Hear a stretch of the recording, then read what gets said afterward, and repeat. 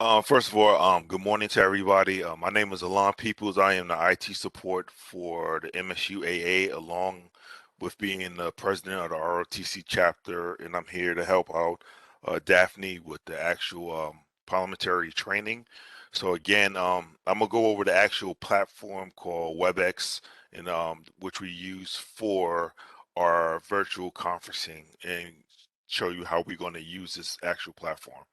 So first, we want to start off with the rules of engagement. So please, while we're going through the actual training, please remember to mute yourselves. If you forget to mute yourselves, I will help you out and mute yourself for you. Try to minimize your actual interruptions. So meaning if you have like things in the background, please, mute yourselves. And please, I understand dogs, phone calls, and things of that nature. Please try to keep it down. If you have a question, please raise your hands. I'll show you where the raise hands buttons is at, and the emoji buttons, and all of those good things of that nature. Try to be respectful of one another. We are all Morganites here, so don't try to talk over each other. Don't try to talk down to each other. Let's keep everybody on an equal playing field and talk to each other as respectable adults. If you start to get audio freezing as we go along through this particular training, that is something on your side of the house, being that with your computer connection. So you might want to turn off your video camera feed. I will show you how to do that as we go to the next slide.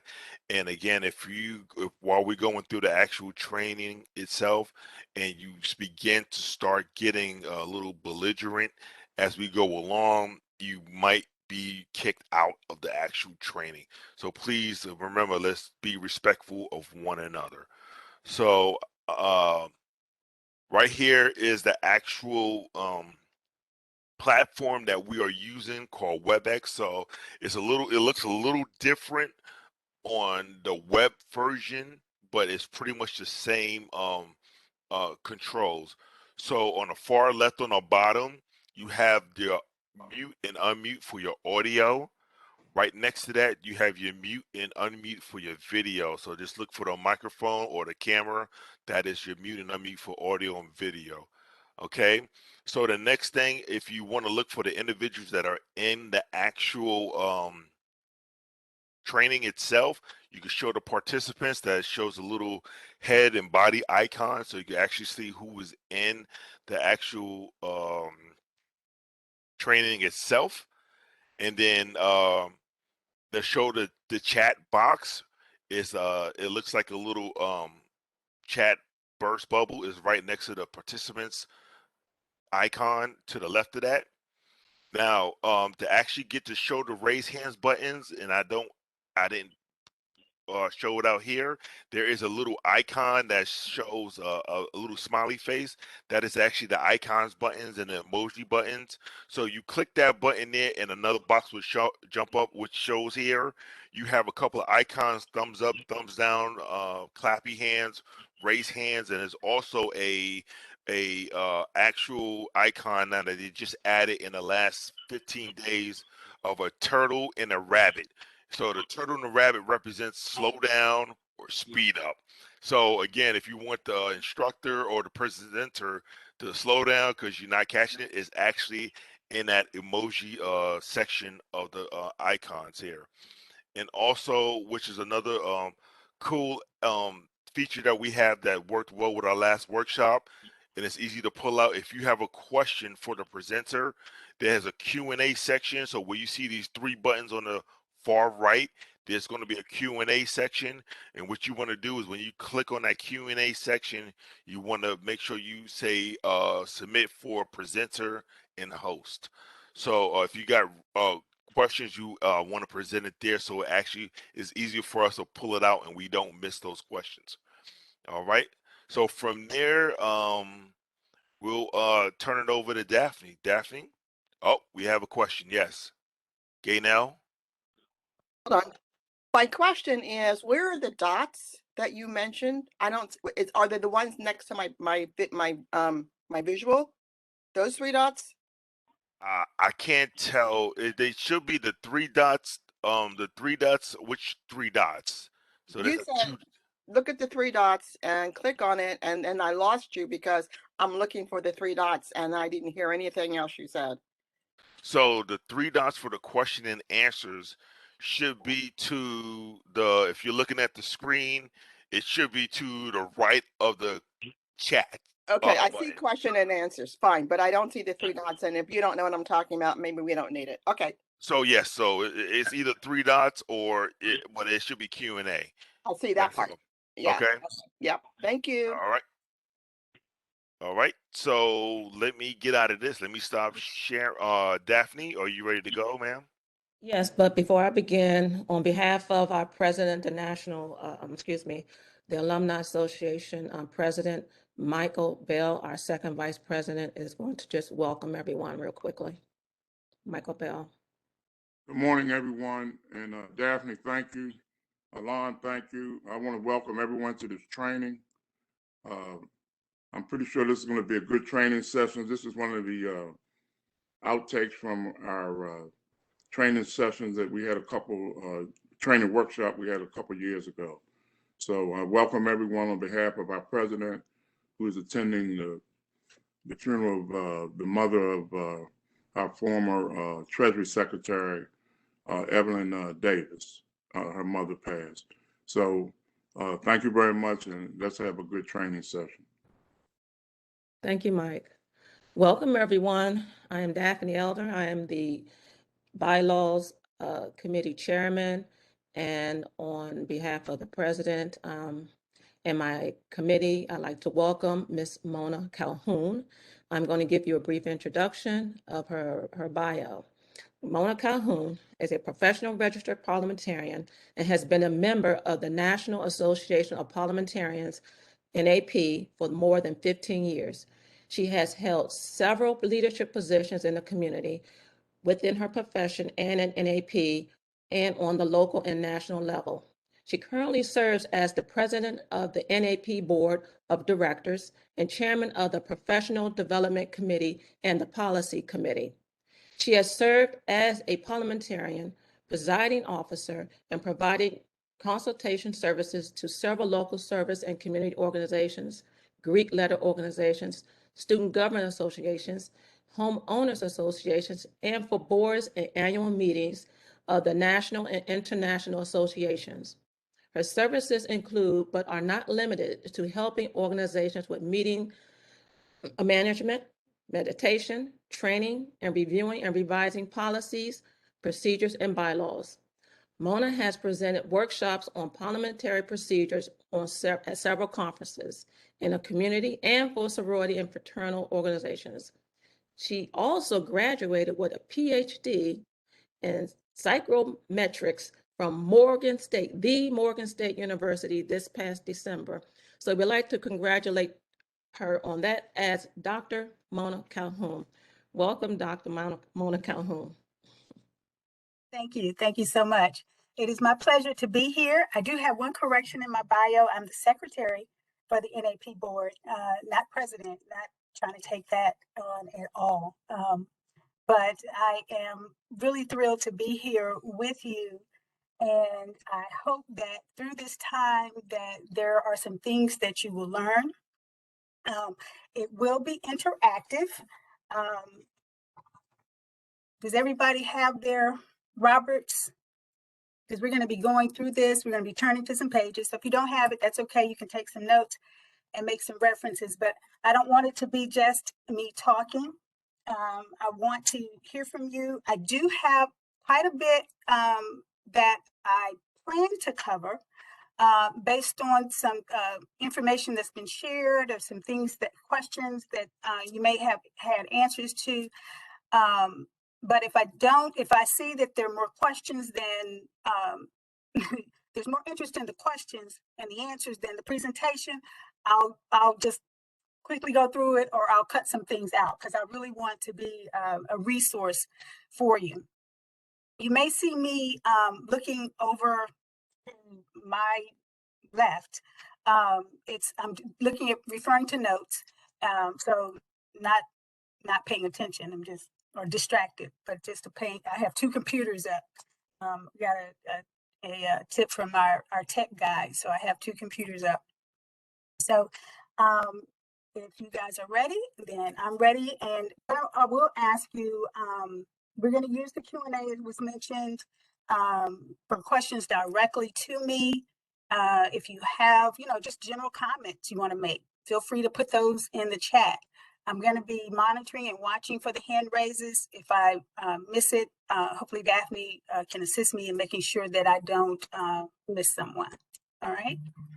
So I'm going to start sharing my screen.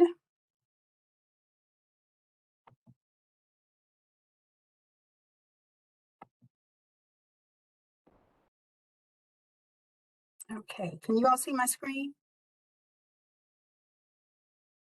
You know what I just realized is that when I'm in share mode, I can't see the chat or the Q&A. So you guys help me out.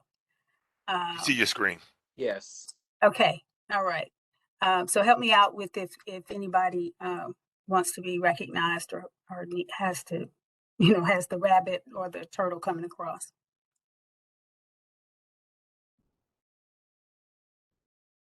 Okay, so the first thing I want to start out with is that we're making sure that we're using the correct document. So we're in the 12th edition of Robert's Rules of Order, and if you have the in brief, it's the 3rd edition.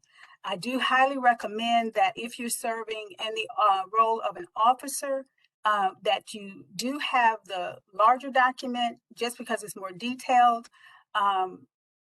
It's great if members have them as well, because managing a meeting is, everyone's responsibility.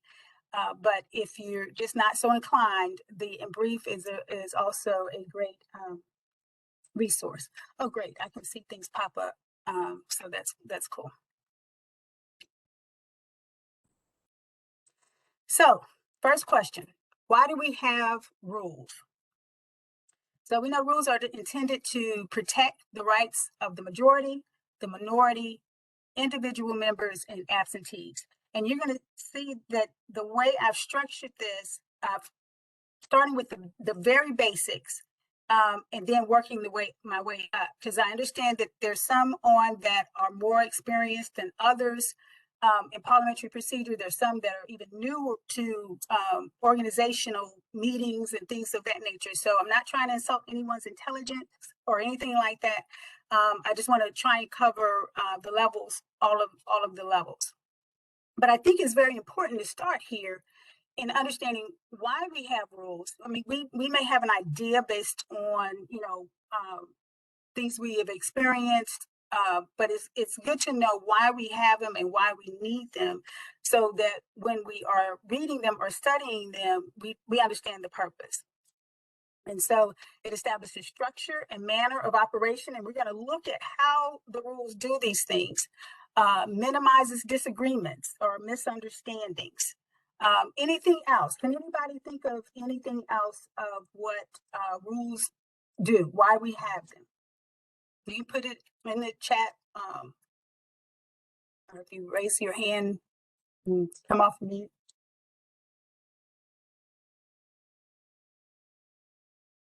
Provides order, yes. And that's so very important. Okay. Consistency, absolutely, absolutely. Because you want to make sure that everybody's on the same page. And it just helps, and it helps the presiding officer apply, well, anyone actually apply everything equally. So you don't have to worry about, if somebody has a question about this, and you don't want to show favoritism or anything like that, go to the rules. What do the rules say? And so if you're applying it, no matter who the person is, yes, helps the meeting to move. Whoever the person is, or, if this is what the rule is, and you apply it equally. So the prime value of parliamentary procedure, again, to allow the majority to make decisions effectively, but is protecting the rights of the minority and giving each member the right to voice his or her opinion. And that is so very important. I've done other workshops where the organizations hire executive body or higher officers made a lot of decisions that were really decisions of the body. And, that's why it's so important to know what our governing documents say, and tell us how we operate, but also tell us what authority is given. Help us know what authority is given to each of us, members and officers. And yes, it helps committees and officers know what their responsibilities are in those governing documents. But we want to protect the rights of the minority. You don't want to have a item come before the body that's of real significant importance and there was no notice given. And so maybe there are people who might not be in favor of it that are not present because they weren't aware. And so rules help us to do those kinds of things, require notice, make sure that anyone who has the right to vote can vote, the freedom to vote. I always tell members, don't throw away your voice. If there's one thing that we all have in these organizations is our voice and our vote. Don't throw it away. And when we get to debate, we'll talk a little bit more about that, but there are ways to, if you don't understand, or if, you're not certain, as opposed to not voting, I'm going to show you some things that you can do in order to clarify or get more information so that you can be confident and comfortable in whatever decisions that you make. Parliamentary procedure versus parliamentary authority. So the parliamentary procedure, move this picture up a little bit. Move it down. Parliamentary procedure refers to the rules, okay? And that's what we're going to be spending a lot of time with. And the parliamentary authority is Robert's Rules of Order. And the reference to that is on section 2, paragraph 15. And you'll see these references throughout the presentation as well. Because again, I want us to get into it. So if you have your document, and again, I'm being very intentional about making you go into your document or taking the time, because this is what we should be doing, and especially in our meetings if we're not certain of something. So it tells us what parliamentary authority is. It's not your bylaws or rules of order derive their proper substance largely from the general nature of the parliamentary process, rather than the circumstances of a particular assembly. So your bylaws are a result of your circumstances, how you govern. But your parliamentary authority is where you go if your bylaws or your governing documents are silent on a particular issue. And so you've listed this in your association bylaws as your parliamentary authority. So if it's not addressed there, then you come here. And the other thing I want to reiterate at this point is Roberts is a guide. It is not a required, it's not required that you follow it, but it gives you guidance. And so if the organization chooses to follow the rules that are in Roberts, if their governing documents are silent, they can do that. That's fine. But I've heard some groups say, oh, well, Robert says da, da, da, da, da. But that what Robert says may not always work for your organization and how it's structured. It's to give you some guidance, and you may modify it. And then we're going to talk about special rules. And that's something that's outside of your parliamentary authority on how to govern. And so we'll talk about some of those special rules and how they work and how they operate. But I don't want anyone to walk away and say, oh, if Robert says it, we have to do it. It is, these rules have been tried and tested, and they are good practice. And if you don't have any other guidance, I strongly recommend them, but just know that the body decides ultimately what the rules will be for that organization. Sure. So basic types of rules: corporate charter, constitution and bylaws, rules of order, parliamentary authority, special rules of order, standing rules, and custom. And we're going to look at some of these. I do want to give you some references for these as well. So as far as the corporate charter and how Roberts describes it, is paragraph 2, section 2, paragraph 5, Constitution and bylaws. And we're going to dive a little deeper into those. That's section 2.8, but primarily in sections sections 56 and 57 describe the content, the amending process, the differences in your Constitution and bylaws. So most of your time, if you're not familiar with bylaw structure, will be in sections 56 and 57. And this is all these references are of the larger document.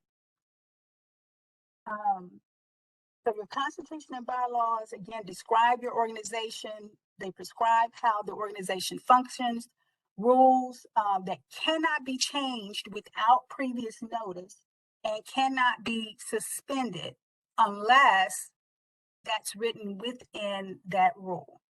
But a rule of thumb is your Constitution and bylaws cannot be changed without notice. It's a much harder vote. It requires a 2/3, and like I said, previous notice. The rules of order. These are rules of parliamentary procedure. They can be found on section 2, paragraph 14 and 21. They help to help facilitate a smooth operation. So your standing rules can be, time of meeting or, day of meeting or something of that nature. And we'll talk about why those might go there as opposed to in your bylaws. Standing rules. So you got special rules and standing rules. Standing rules are defined in paragraph 2, section 23. There are also standing rules related to conventions, and that's in section 59, paragraph 27 through 47. There's a whole big old section on conventions. And if you've not had a chance to look at that, I do recommend you do, because for many organizations, they follow what is described in Roberts as far as delegates, having the charter present, just how you operate the reports, how the reports get on the agenda. It's just very, very enlightening and very helpful to look at that. And then custom, that's on it's paragraph 2, section 25. So we're going to look a little bit closer at all of these. So which one supersedes the others? The law or the organization's bylaws? And I mean law, I mean like state law, federal law. Which supersedes the other? Do bylaws supersede state law? Or does state law, federal law supersede bylaws?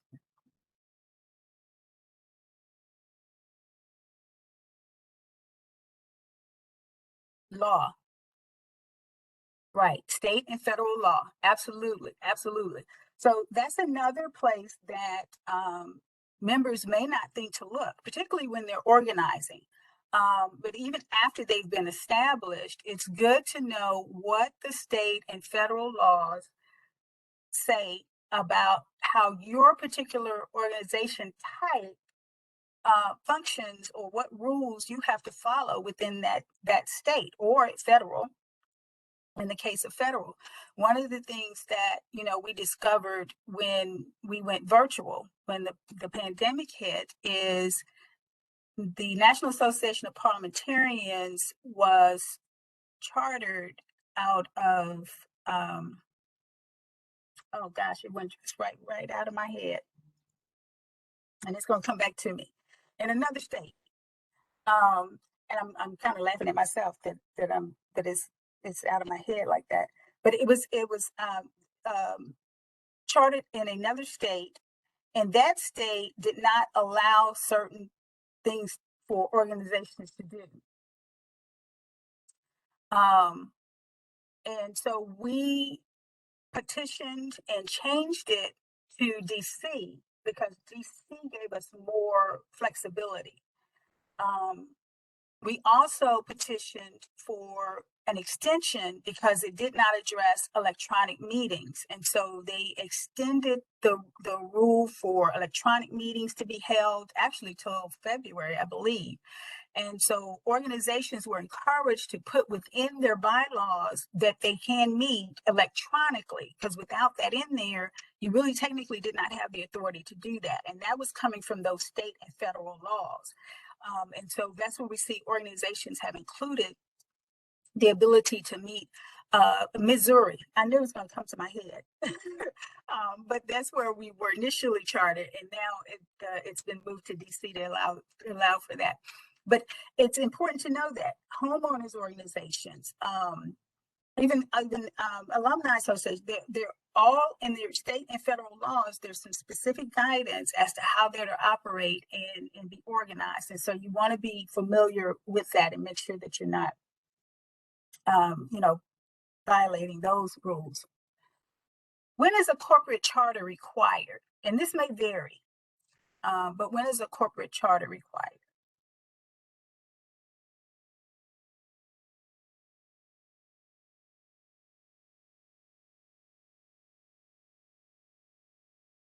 You can find that on in paragraph 2, section 5. And to those who it's easier to do the page numbers on 10, it's a legal instrument that sets forth the name and object of the society and whatever other information is needed for incorporating the society under the laws of the particular state or under federal law in the case of a few special types of organizations. Incorporation is sometimes necessary or may be advisable depending upon the differing laws of each state. If the organization is to hold property, inherit legacy, make legally binding contracts, hire employees, be in a position to sue or be sued as a society, protect its officers and members from personal liability or the like, then you would want to have a corporate charter. So again, giving you information so you hopefully have understanding why these documents are in place or why we have them. So within an organization, what is the highest ranking document? What's the highest ranking document in your organization?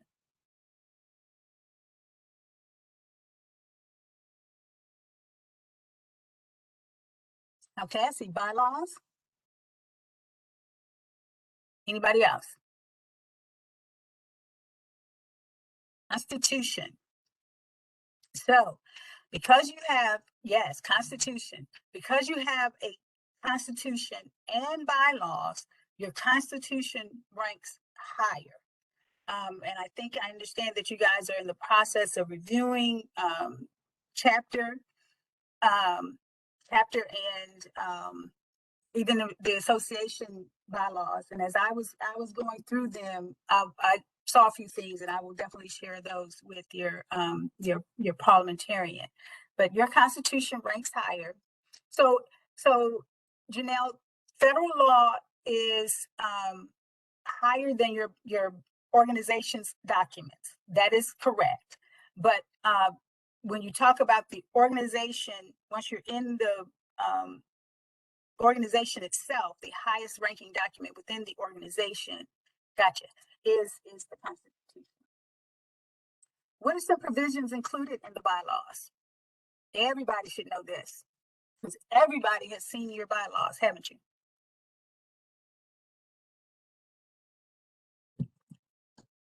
Just pop some things out in the chat. What's in your bylaws?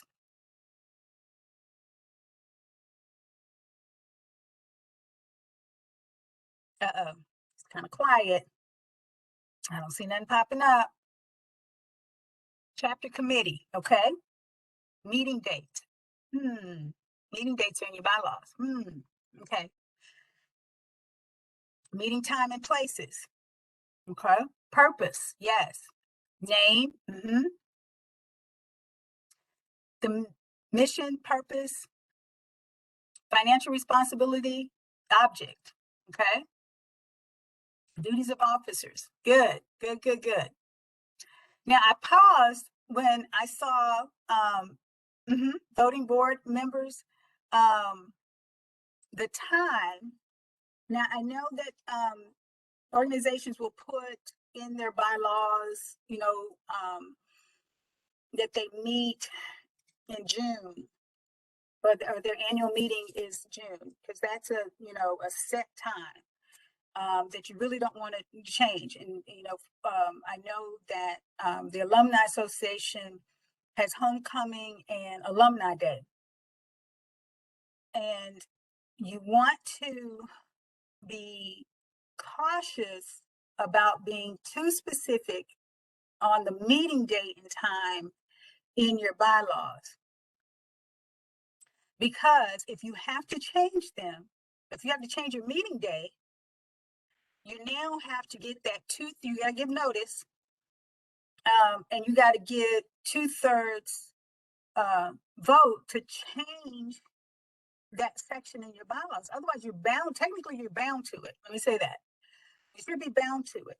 If it says that you meet the second Saturday at 10 o'clock in your bylaws, if there's bad weather, if something happens now with virtual, we know it's some of these things don't interfere with us meeting. But if there's anything that might cause that meeting day to need to be changed, you can't suspend it if it's in your bylaws, unless there's some language in there that allows you to do that, which most times there isn't. So it's recommended that specific meeting days and times are in your standing rules, because your standing rules can be amended or suspended at any time by majority vote. And so it's much easier to make a change if you need to. But if there's meetings that absolutely must occur regardless, then those you can put in your bylaws, because you're not gonna change those. Okay. All right. Keep moving. And some of these, again, to find those provisions, and even an order of your bylaws, that's in those sections 56 and 57 particularly has examples and that kind of thing. And I will say that a lot of organizations are moving towards just having bylaws, or they have the Constitution, and this is what Roberts recommends, is that the Constitution are those first 5 parts, where it gives your purpose, the members, the officers. I have to try and remember it. I can go and look. The first 5 sections that is based on the order that Roberts has given of your bylaws, and then your Constitution. So that would be it's popping up too fast. What was your comment, Daphne? I just saw it pop up.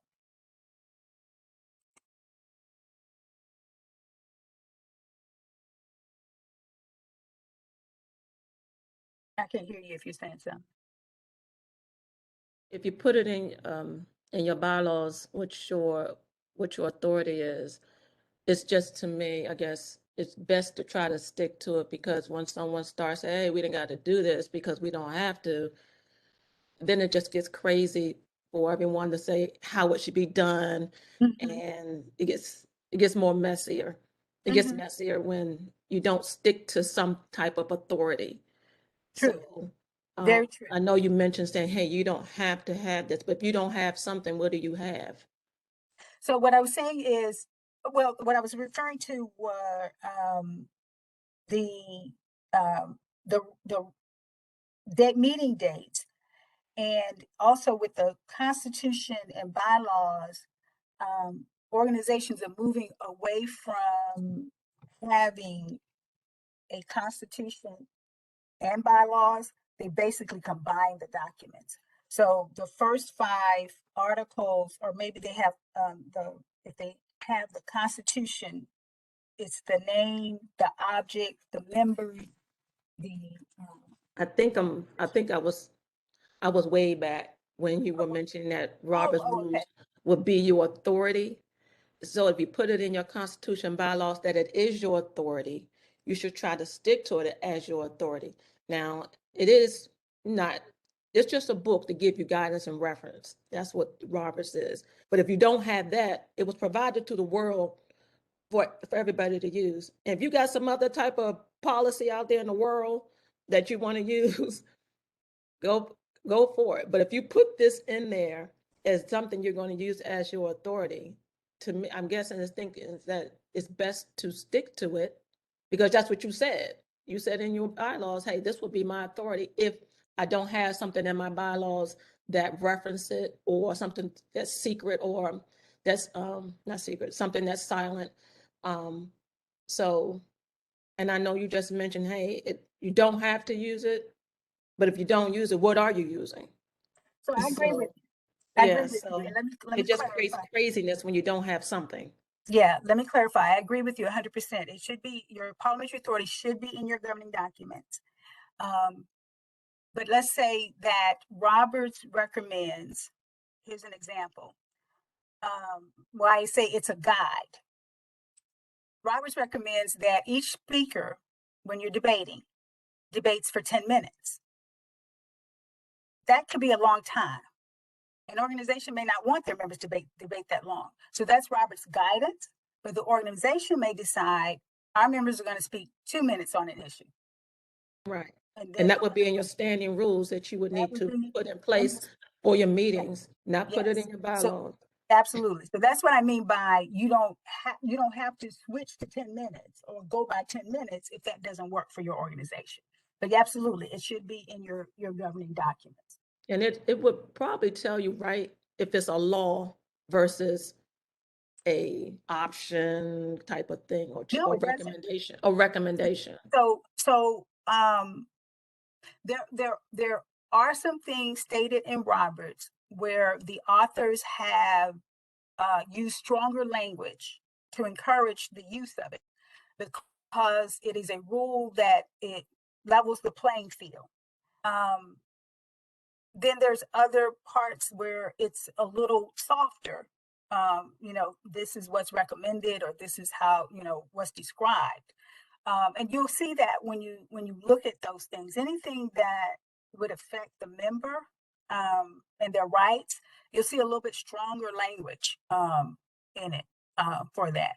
And so that's a really good example of why you should get into the document and see how Robert says it. Yes. So, so which rules are best if they are the same from group to group? And so what I mean by that is,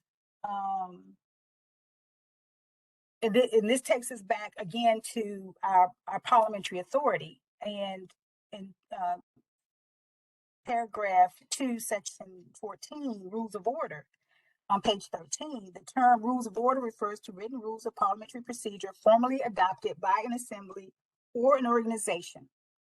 Such rules relate to the orderly transaction of business and meetings, and to the duties of officers in that connection. So these are your governing documents. So these are the rules that are best if they are the same from group to group. And what you'll also see that is when you have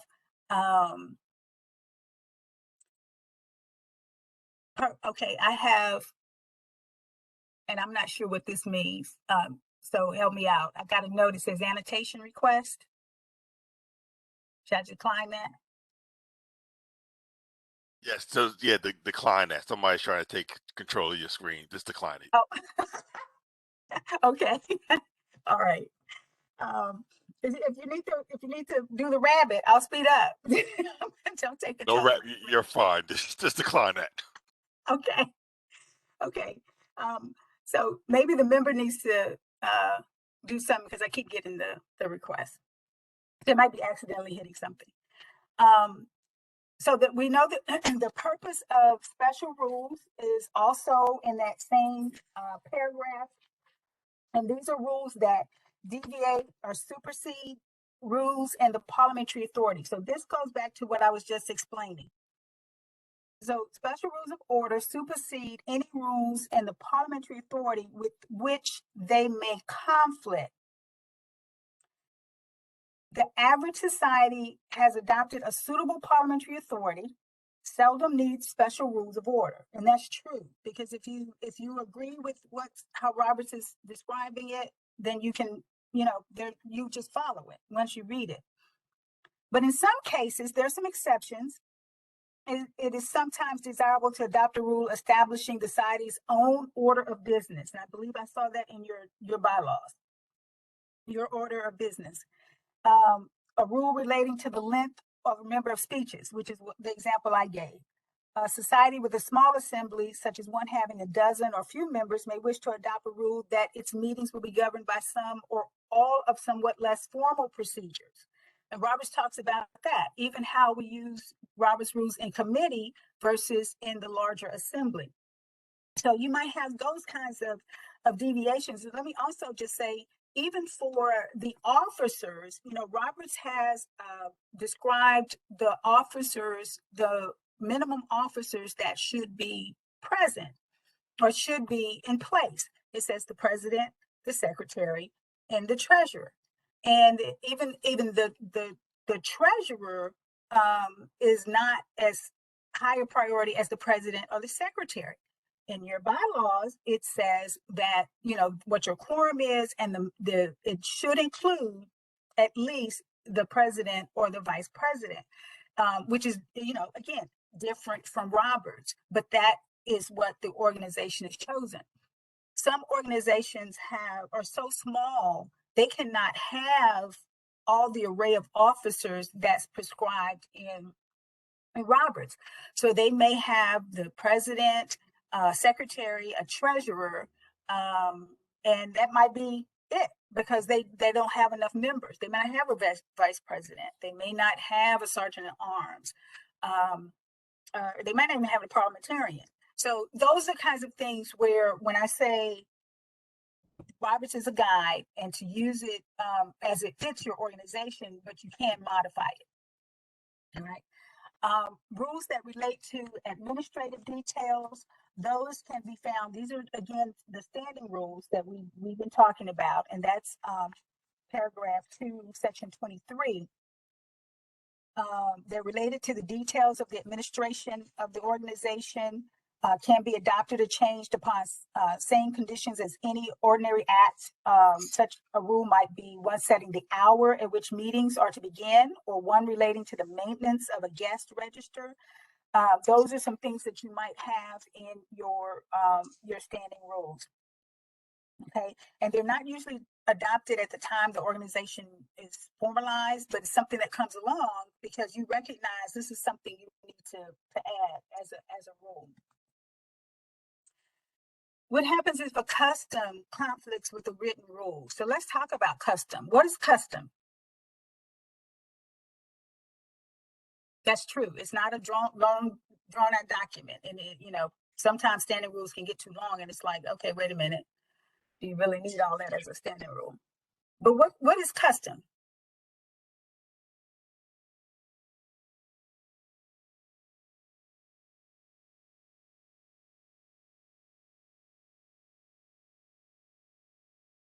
I just got kicked out. What's happening?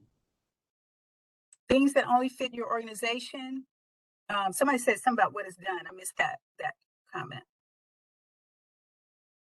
I wonder if I can put the comments somewhere where I can see them. My screen. Something that is normally practiced. Normally practiced. Okay. All right. So we've always done it that way. Custom. What happens if a custom conflicts with a rule?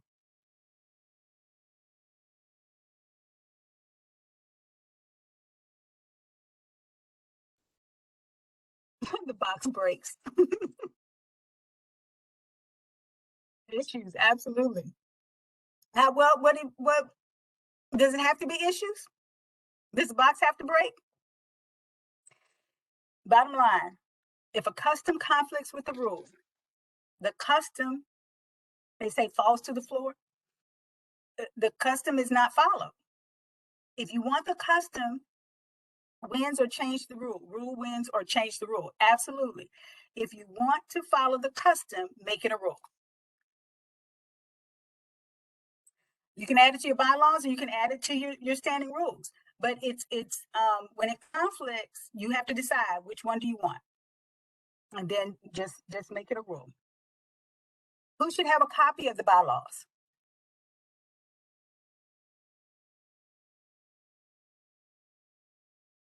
everyone.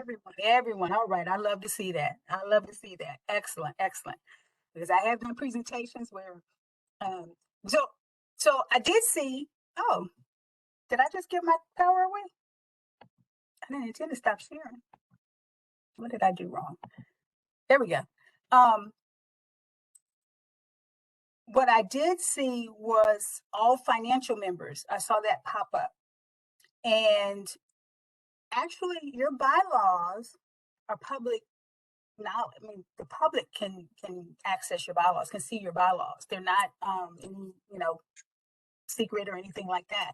It just says how your organization operates. So there's not a problem with other individuals getting access to your bylaws, and your bylaws are actually on your website, as they should be. Yes, everyone can access the bylaws.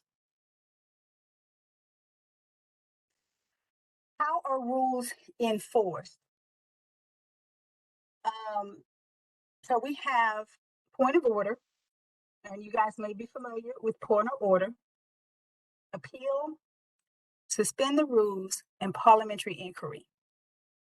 Point of order.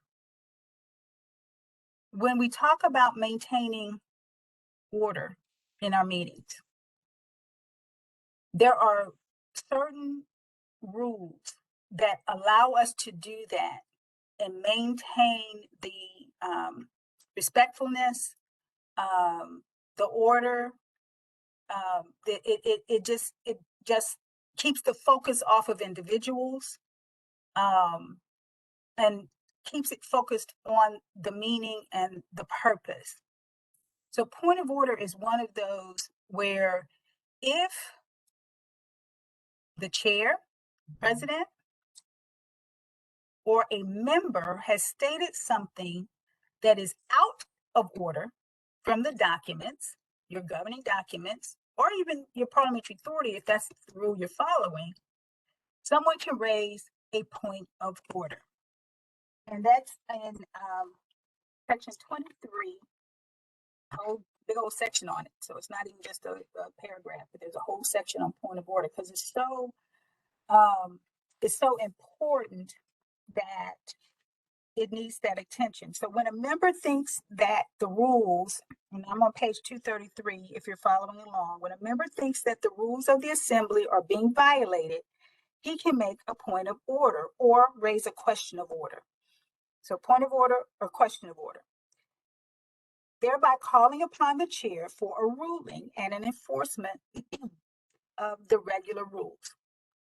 So the member, and the other thing with Roberts is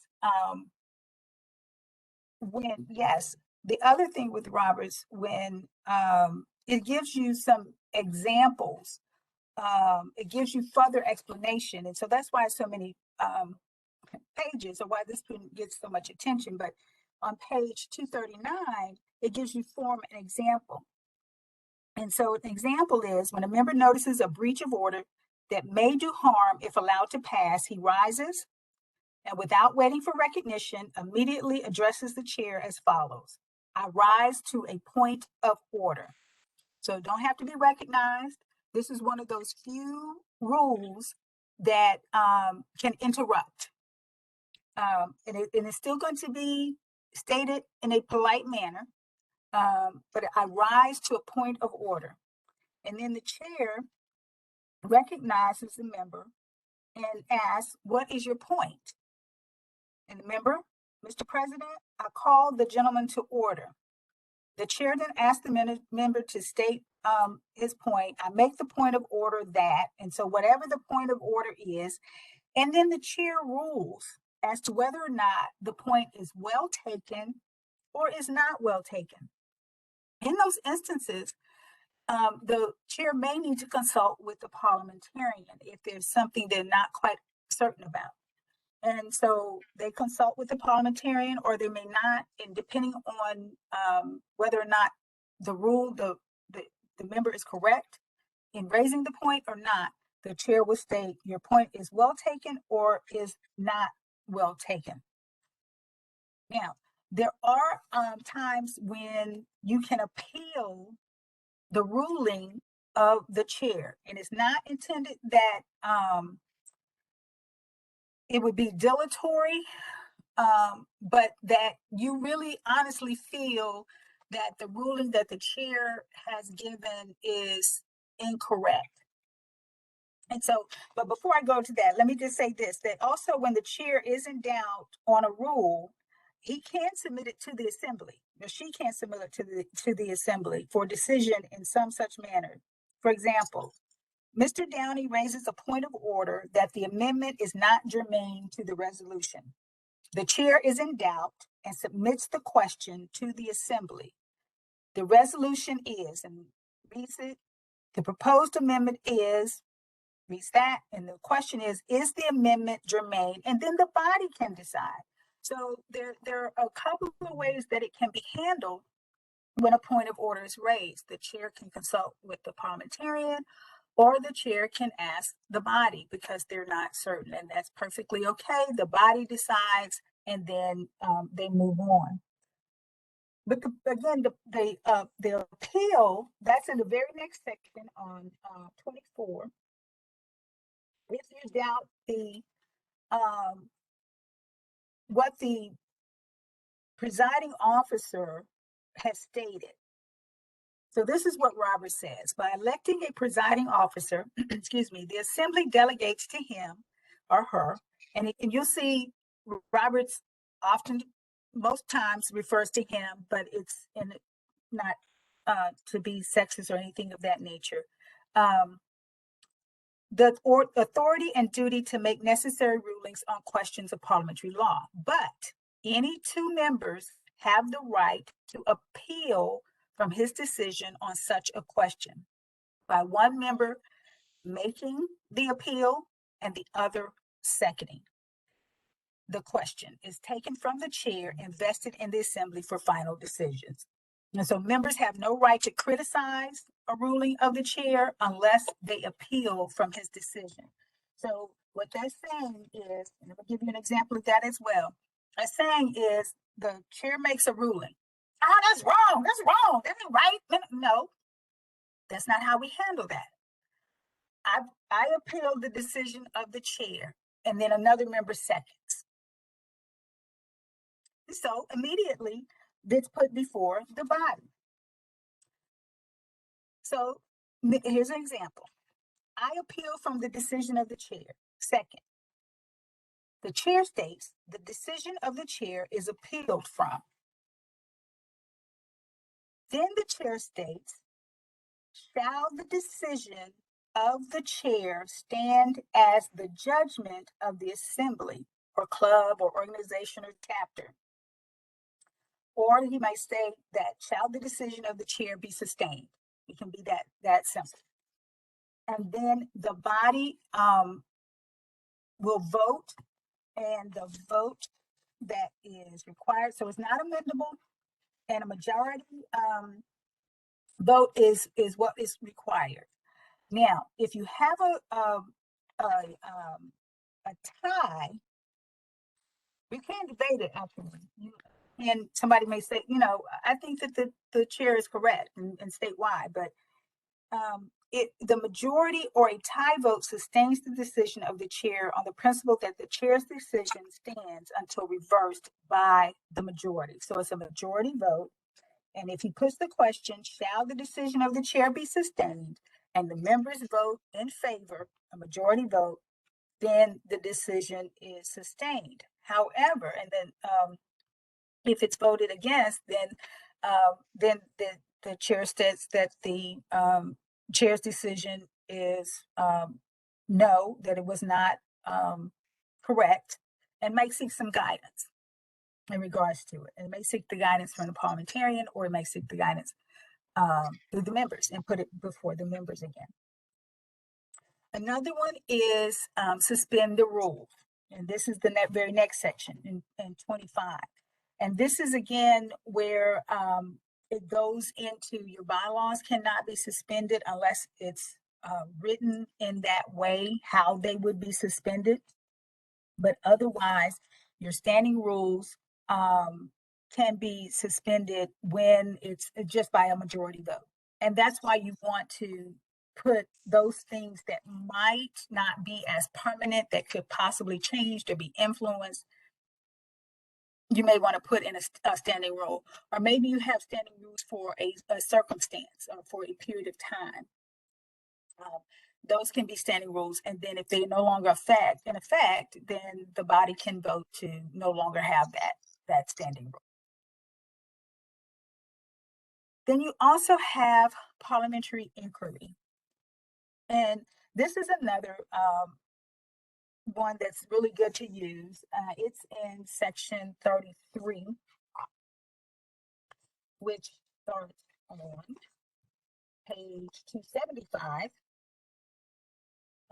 And it's in connection with business in a meeting. Members may wish to obtain information or to do or have something done that requires permission of the assembly. Any member can make the following types of inquiry requests: a parliamentary inquiry, and that's meaning that you want to hear what the rule is on that. For information, a rise to a point of information or request for information. Maybe it's a committee that's reporting out, and there was some information maybe they didn't give, and so members have a question. And so they raise the point of information.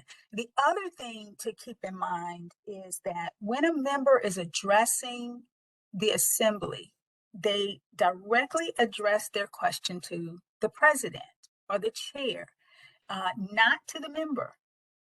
And it might be, Madam President, I rise to a point of parliamentary inquiry.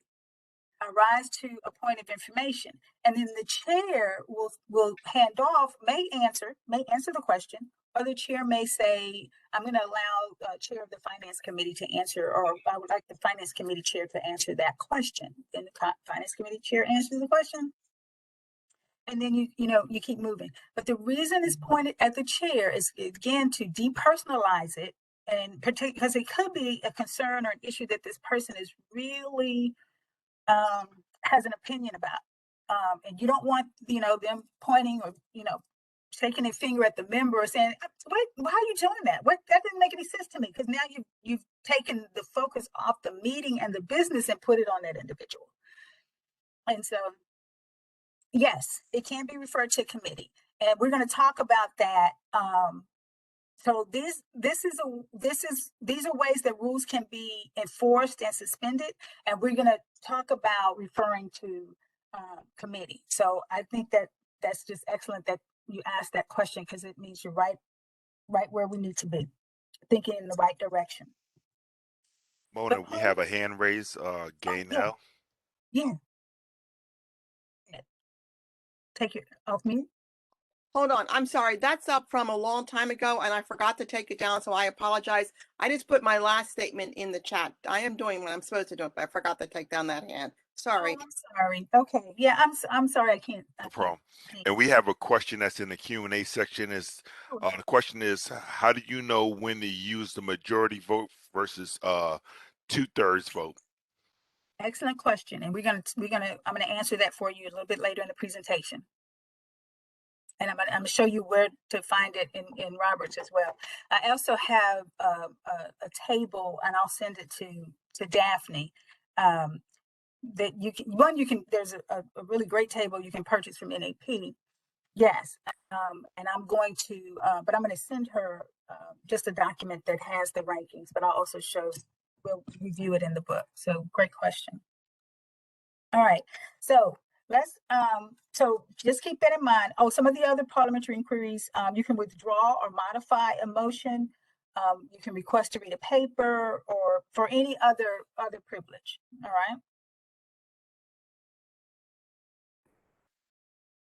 Whose responsibility is it to be sure the rules are followed in a meeting? And I'm going to kind of move quickly through some of these to get to some other things. So it's everybody's responsibility to make sure that the rules are followed and moving smoothly. It's not just on the president, it's not just on the officers. Everyone's responsible. And that's why I asked, have you looked at your association document, your association governing documents? Have you looked at your chapter governing documents? It's so very important that members know what the rules are and know how they're being governed. What is required for a member to be recognized to make a point or an appeal, a order? So again, Point of order, it can interrupt. An appeal can also interrupt, but you need a second. Point of order, you don't need a second. We talked about when a point of order should be made, when someone feels rules are being violated. Any member can make point of order, and who is the final authority on deciding? It depends. It could be the presiding officer, but you can appeal the presiding officer's decision if you disagree with the presiding officer's decision, or if the presiding officer is in doubt, can put it before the assembly to make that decision. Let's see, I think we kind of talked about some of these. How are debatable appeals handled? If appealed, what kinds of situations are not debatable? So I'll go there now. If you have the larger document, larger book, and the very back in the gray tinted pages, these are such an excellent resource. It gives you a chart for determining when each subsidiary or privilege motion is in order. That's on page T4.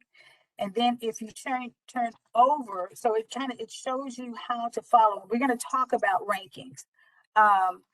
But if you turn over to the next several pages, it's a table of rules that relate to motions, and it tells you whether it's a main motion or a subsidiary motion, privilege motion, incidental, or if it's motions that bring back a question, and we're going to talk about some of those.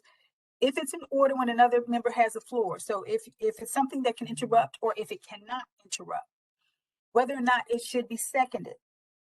And then in regards to if it's debatable or if it's amendable, this table, it has yes and no, whether or not, what vote is required. Is it majority? Is it a 2/3?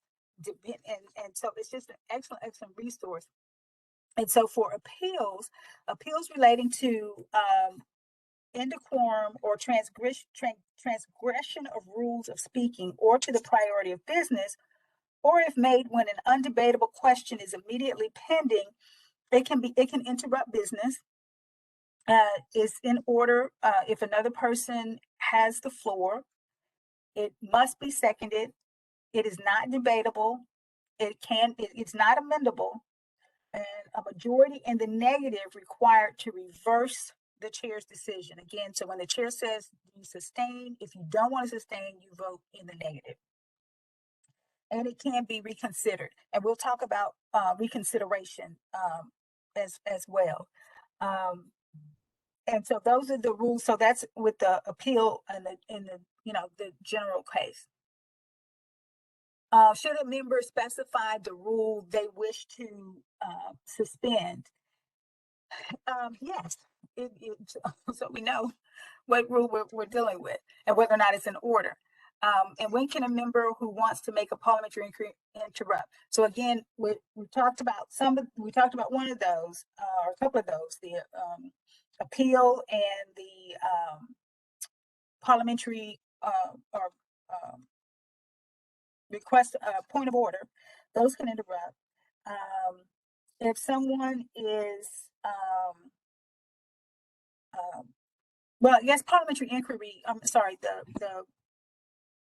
not parliamentary inquiry. There is one that is personal privilege. We may have heard that. Depending on what it is, it can interrupt. And we'll look a little closer at that one as well. Let's see. I think we've answered this. Can the chair's answer to the parliamentary inquiry be appealed? Yes, it can. What can be done if a member believes the chair's answer is incorrect? And that's appeal the decision of the chair. What is the role of the parliamentarian in a meeting? When we started talking about they're a consultant. And I know that's in your documents as well. So parliamentarians do not make rulings.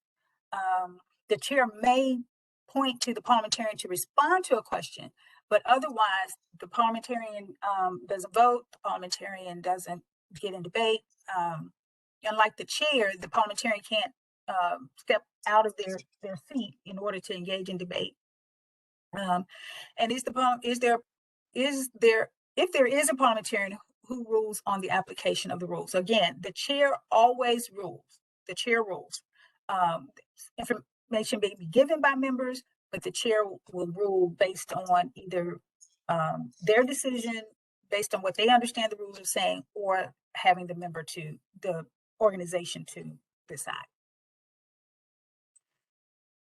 So we're getting ready now to start talking about things that occur in a meeting. So we want to make sure we know we're an organization. We know we're a body. We know we're members in a chapter. Deliberative assembly is the term that Roberts used, and it basically is that you're deliberately assembled to meet to take care of the business of this organization. But it's the kind of gathering to which a parliamentary law is generally understood to apply. So if you ever hear deliberative assembly, don't guess who that is. That's you. Okay. The distinguishing characteristics are in the very front of Roberts, section 1.1, and they distinguish because before you become an organization, there are different terms that are referred. And so that what I have there, the kind of gathering to which parliamentary law is generally understood to apply, is section 1.1. Group of people having or assuming freedom to act in concert, meeting to determine a full and free discussion, meets in a single room or area or under equivalent conditions. Persons having the right to participate, that is members, and in decision made, opinion each member present has equal weight expressed by vote. So that's your deliberative assemblies. And then types of assemblies, those are 1.9. So the mass meeting is when when the organization is first getting started. It's the simplest or the lowest form. It's an unorganized group. And then you have your convention or your local assembly of an organized group. So this body is an organized group. You have your convention, that's another type of assembly. You also have, let's see, well, they have the legislative body for those folks who might be in politics. And then you have your board. That's another type of assembly. And we know the boards function, and we're going to go a little bit more detail in a minute on their functions and things like that. So those are different types. And then in electronic meetings, because I know we all have had to shift, hence where we are. And it's cool on days like this when there's snow on the ground. You can still have your meeting. But section 9, paragraph 30 through 36 talk about electronic meetings and what you need to have. So that starts on page 88. And it is, in order to be validly transacted, you must have reference to it in your governing documents, which you all do. And it describes what you need to have in place in order to have those electronic meetings. The electronic meeting can be video, it can be teleconference, it can be audio, and you have to make sure that everyone can hear that. So even when you're putting your announcement out, they need to know the type of equipment or computer software required to participate, methods for determining the presence of a quorum. How do you do that electronically? Conditions under which a member may rise a point of order. So how do your members, are they able to get their say? The functionality, the emoticons can be used. And make sure that everybody, just as was done for this session, describe how to get things said. Yes, absolutely. Make sure you're prepared for the meeting. Methods for seeking recognition, means by which motions may be submitted in writing during a meeting. If it's put it in the chat, or maybe you're to send them to a particular person via email, and then that person reads them out. and methods for taking and verifying votes. Some people use the system that the software that they're using to have their meeting. Some have Election Buddy or some other separate source for their voting, but all of that should be described so your members know. So they are, as Stephanie put in the chat, they're very well prepared. So again, those are, yes, they are. And so the members are responsible to make sure they're prepared, and the organization is responsible for making sure they have the information so that they can be prepared. But to find out more on electronic meetings, what you need, that's paragraph 9, section 9, paragraphs 30 through 36. All right, so what makes an effective meeting? And these are things that everyone should be familiar with. So I'm going to slow just a second, just so I can get some engagement here. And it might vary a little bit depending on organization, but these are the standard items that Robert's Rules has listed. The call to order. Let me ask this: if do you guys have something prior to the calling of order, the order? Like, do you have even the minutes come before the call of order? Before the meeting's called to order? Anything, do you have any activities before? Fellowship, okay? Fellowship, a prayer, all right? Some organizations do the Pledge of Allegiance, those kinds of things. So all of that typically happens before the official call to order. And then some organizations put, their prayer, the meditation, right after the call of order. So it kind of varies. Roberts does, most organizations have it in this order, and I've done this presentation a couple of times. I've put it there, but Roberts has those kinds of things prior to the official call of order. Good question. How many days out should the minutes be sent and available? So that's determined by your organization. If your organization, the members want the minutes, more than 2 days or 3 days before, then that's a practice that the secretary needs to, get in to make sure that they're, out sooner. You don't typically see it stated as a rule unless it's a real bad problem. Then some organizations may put in their standing rules again, because they can be they can be suspended and easily changed. They may put in their standing rules that minutes will come out 1 week prior to the call of the meeting. Okay, so they're on the same platform, and so it kind of varies. If you have a place where your minutes can be housed, your agendas, your reports, and things of that nature, they can be placed there. But again, when they're placed and when they're available to access, up to the organization. If the organization doesn't require it, it may be 2 or 3 days before.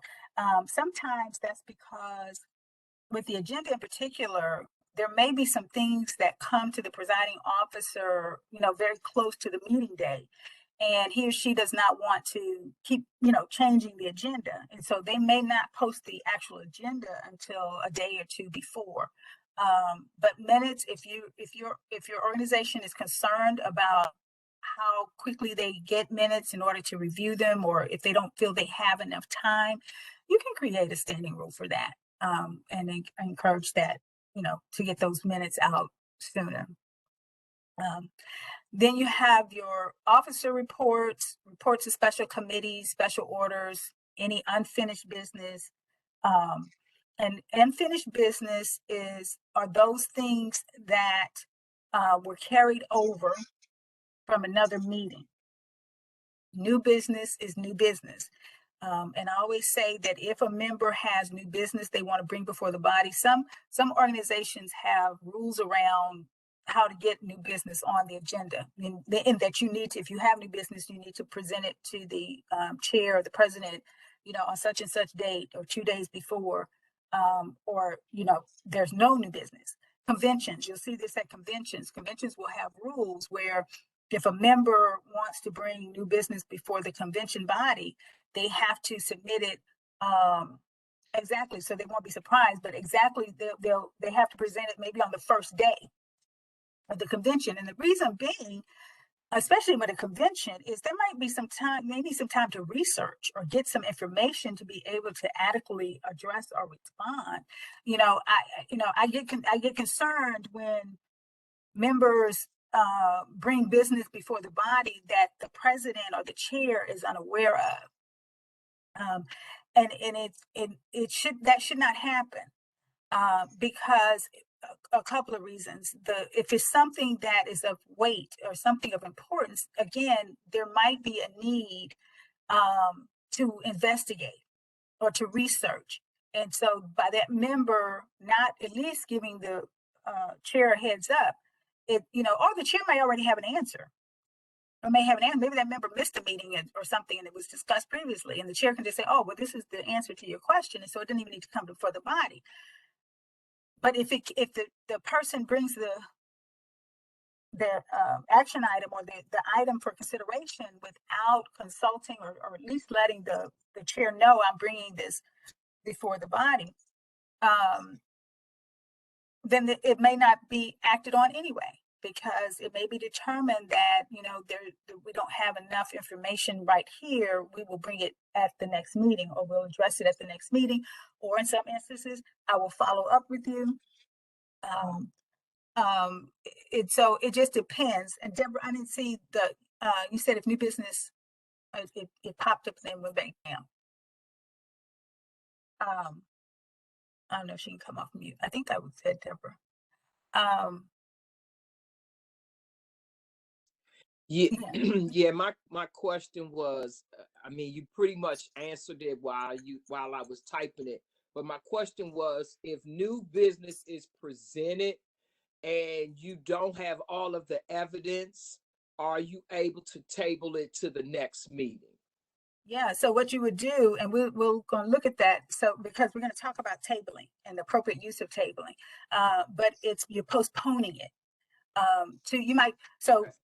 Earlier a member asked about referring to a committee. So depending on what the question is, it could be postponed to the next meeting, or it could be referred to a committee to respond, or the president may have the response right there. It just helps if the president is aware of any new business that might come. So that's why some organizations will set some rules and boundaries around new business coming to the body. Okay. Okay. Thank you. We have a question that was submitted Sure. in the Q&A. So the question is, what is the difference between an officer's report and a special committee's report? And that came from Nicole. Oh, okay. So your officers' reports, your treasurer, your secretary can give a report. Well, in the NAP, secretary does give a report actually, beyond the minutes. But whichever officers have, been designated as reporting out, and usually it could be maybe even your historian, if they have a report. Your treasurer's comment, the vice president, second vice president, they may have reports. So those are officers. And then your special committees, as Daphne put in there, are ad hoc that may not exist, past this administration, or, they're temporary. You decided to do an event or an activity, and so that committee is reporting out. So that would be your special committees. And what's not on here is your standing committees. If your standing committees are reporting, they would have a separate line for your standing committees to report out. And the thing to remember about reports, to keep your meetings efficient, if there's no action items, maybe they don't need to be on the agenda. They can report, and it can be in the meeting packet, but they don't have to present. If they're just giving an update, they can put that in the report, and it's on the onus is on the members to read that report. But that's a way to keep your members' your meetings concise. We're not having everybody report out if there's no action items, you know, and or even if it's, you know, you have a weekly newsletter or something that goes out weekly with all of everything in it, and there's not anything new for that committee, why repeat it again? I mean, it's about efficiency. That's what we hope. It's about efficiency, and so this is how we keep order when we are in our meetings. We know what's there. The other thing that, you know, we don't, so Roberts describes different ways of adjourning. If I have an agenda, that agenda is voted on by the body. Are there any additions to the agenda? Nobody adds anything to the agenda. Once you get to the end of the agenda that's been presented, the meeting is automatically adjourned. In other words, the chair or the president may say, we've come to the end of our business. If there's no objection, the meeting is adjourned. You don't need a second. You don't need a formal motion. It can be, you know, technically the chair could say we are adjourned because you're at the end of don't know that, but those are ways to kind of again facilitate the process of getting through your meetings. Again, this is probably, you're familiar with this, the role of the chair or the president, protect the assembly from obviously dilatory motions. Again, if somebody just, you know, being a pain in the butt and bring something up and it's not really relevant, it's not, you know, they just doing it. The chair can call the, you know, the action, not the member, the action out of order, or, you know, in a way that's, again, maintaining respect for that individual, but saying this is not appropriate to bring this before the body. Enforcing the rules relating to debate, decorum, and order. And again, if the chair is not familiar or uncertain, they can certainly have the assembly make some decisions on that, but they also have the parliamentarian that they can consult with. Decide all questions of order. Again, the chair, the president is the only one can give that final call, and we're going to look at that also in a few minutes when we look at voting and taking motions. Respond to inquiries unless asked, you know, someone else to respond in reference to it. Authenticate signatures, that's basically, you know, they're a signer, which most organizations have, and adjourn the meeting. So, you know, if members just start walking out, well, even if it's at the end, you know, at least give the respect to the chair saying the meeting is adjourned. Second, okay, say that again, or pop that up again. It's dilatory. If it gets a second, what about it? If a motion is made, as you indicated, that's somewhat out of order, but it does receive a second, how does the chair address that? Same way. Hope the chair would beat that second, but in any case, just because somebody else seconded it doesn't make it right. If it's out of order, the chair states the same thing, that the motion is out of order, or that, you know, it's not related to the business. You know, I've seen that happen, like when you're on a motion and somebody wants to amend and they're amending it to something that's out of, you know, scope. But yeah, it's the same way. It's that it's not in order. Thank you. Mm-hmm. Okay. We're not going to define these terms. I think you guys are familiar with all of these terms, but let me just say this. Recess, I want to distinguish between recess, but let me do quorum first. So quorum is the minimum number of members you can expect at your meeting.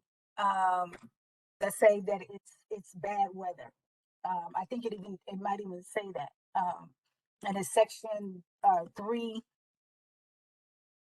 And Robertson talks about the quorum, how to set your quorum.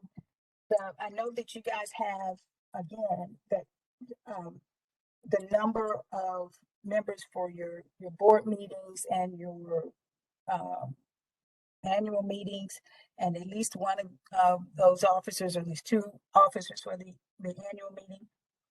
And so you don't want to be too stringent, and I didn't see that in your documents, but it's you know, the minimum number you can expect to come is what your quorum should be. Talked about unfinished business, and that's not done replace. New business, unfinished business are 2 different things. Unfinished is something carried over. New business is new business. We talked about recess, how to recess, how to adjourn. Recess versus stand at ease. Recess, if you need a longer period of time, you need a break, recess. Stand at ease, if I need to just consult with the parliamentarian for a moment, I may ask the assembly to stand at ease. And then we come back and we discuss. If it's, you know, again, a longer period of time, then we recess. And use that. Use that. It's there, though, both of those are there to take those breaks, or to take that minute, or take that time. And it doesn't look like you know, it doesn't disrupt, or it keeps things in the order of the business, the meeting area. So you have your standard order of business, what we just looked at. Methods of handling minutes.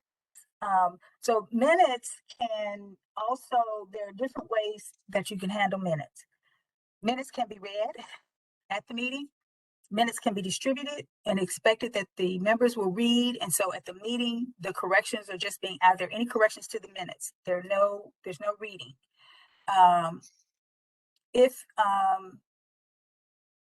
So if there's no corrections, then the chair will, can we adopt the minutes as presented, or as sent out, or as mailed?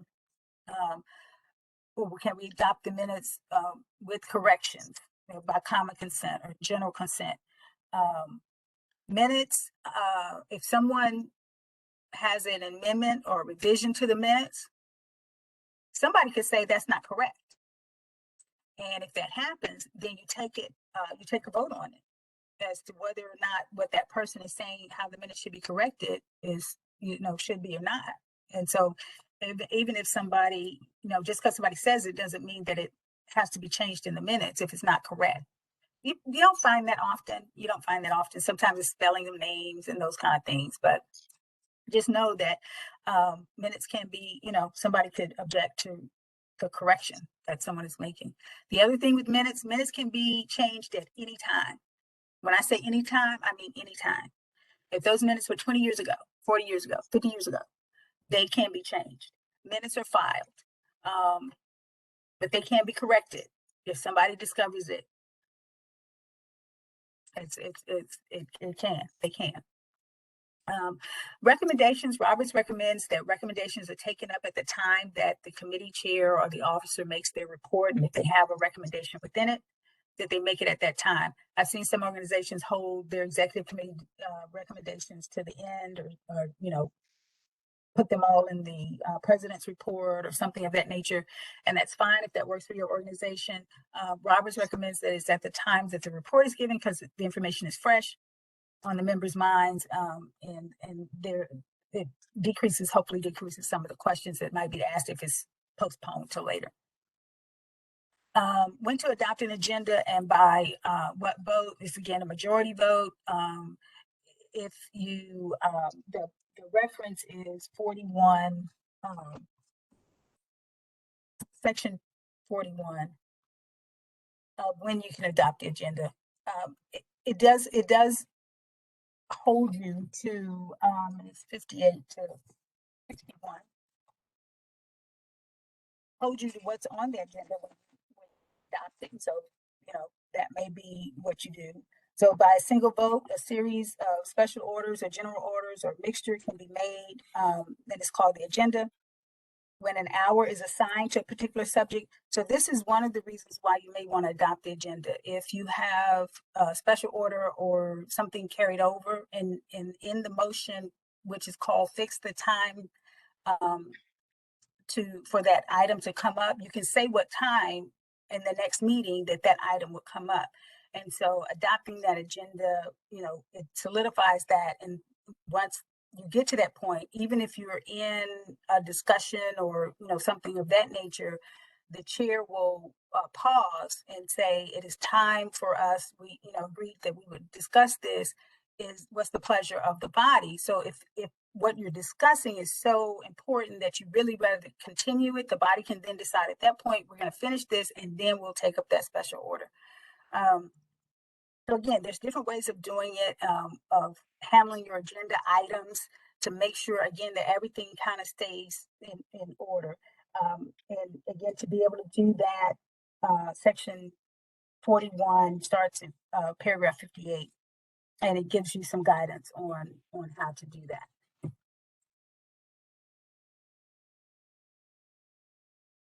So if minutes are voted on, then you can amend something previously adopted. That's a motion, and we'll talk a little bit about that. If if it's a rule that's been already adopted and there you get new information or something of that nature, there are several ways. There's reconsider, there's rescinding, there's amending something previously adopted. And we'll talk about how to do that.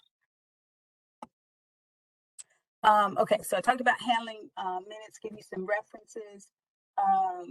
41, section 41, 19, was it 9 through 12?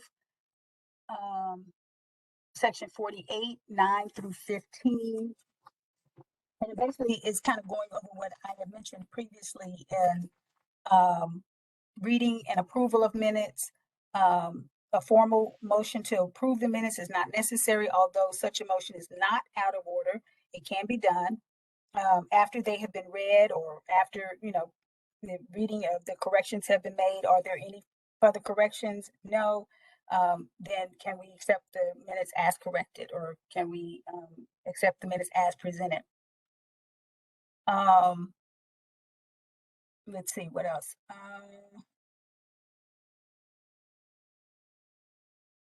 So one thing that it says that the secretary's draft of the minutes, whether or not circulated before their approval, does not become the minutes that is approved, and the minutes may be materially modified in the correction process. Only the secretary's corrected version of the minutes is official in such case. And that's why you have your minutes bound, or the manner, so that you always have that. And if someone needs to correct it later on, you can go back and correct those original minutes by one line strikeout, and initial, and putting in the correct information.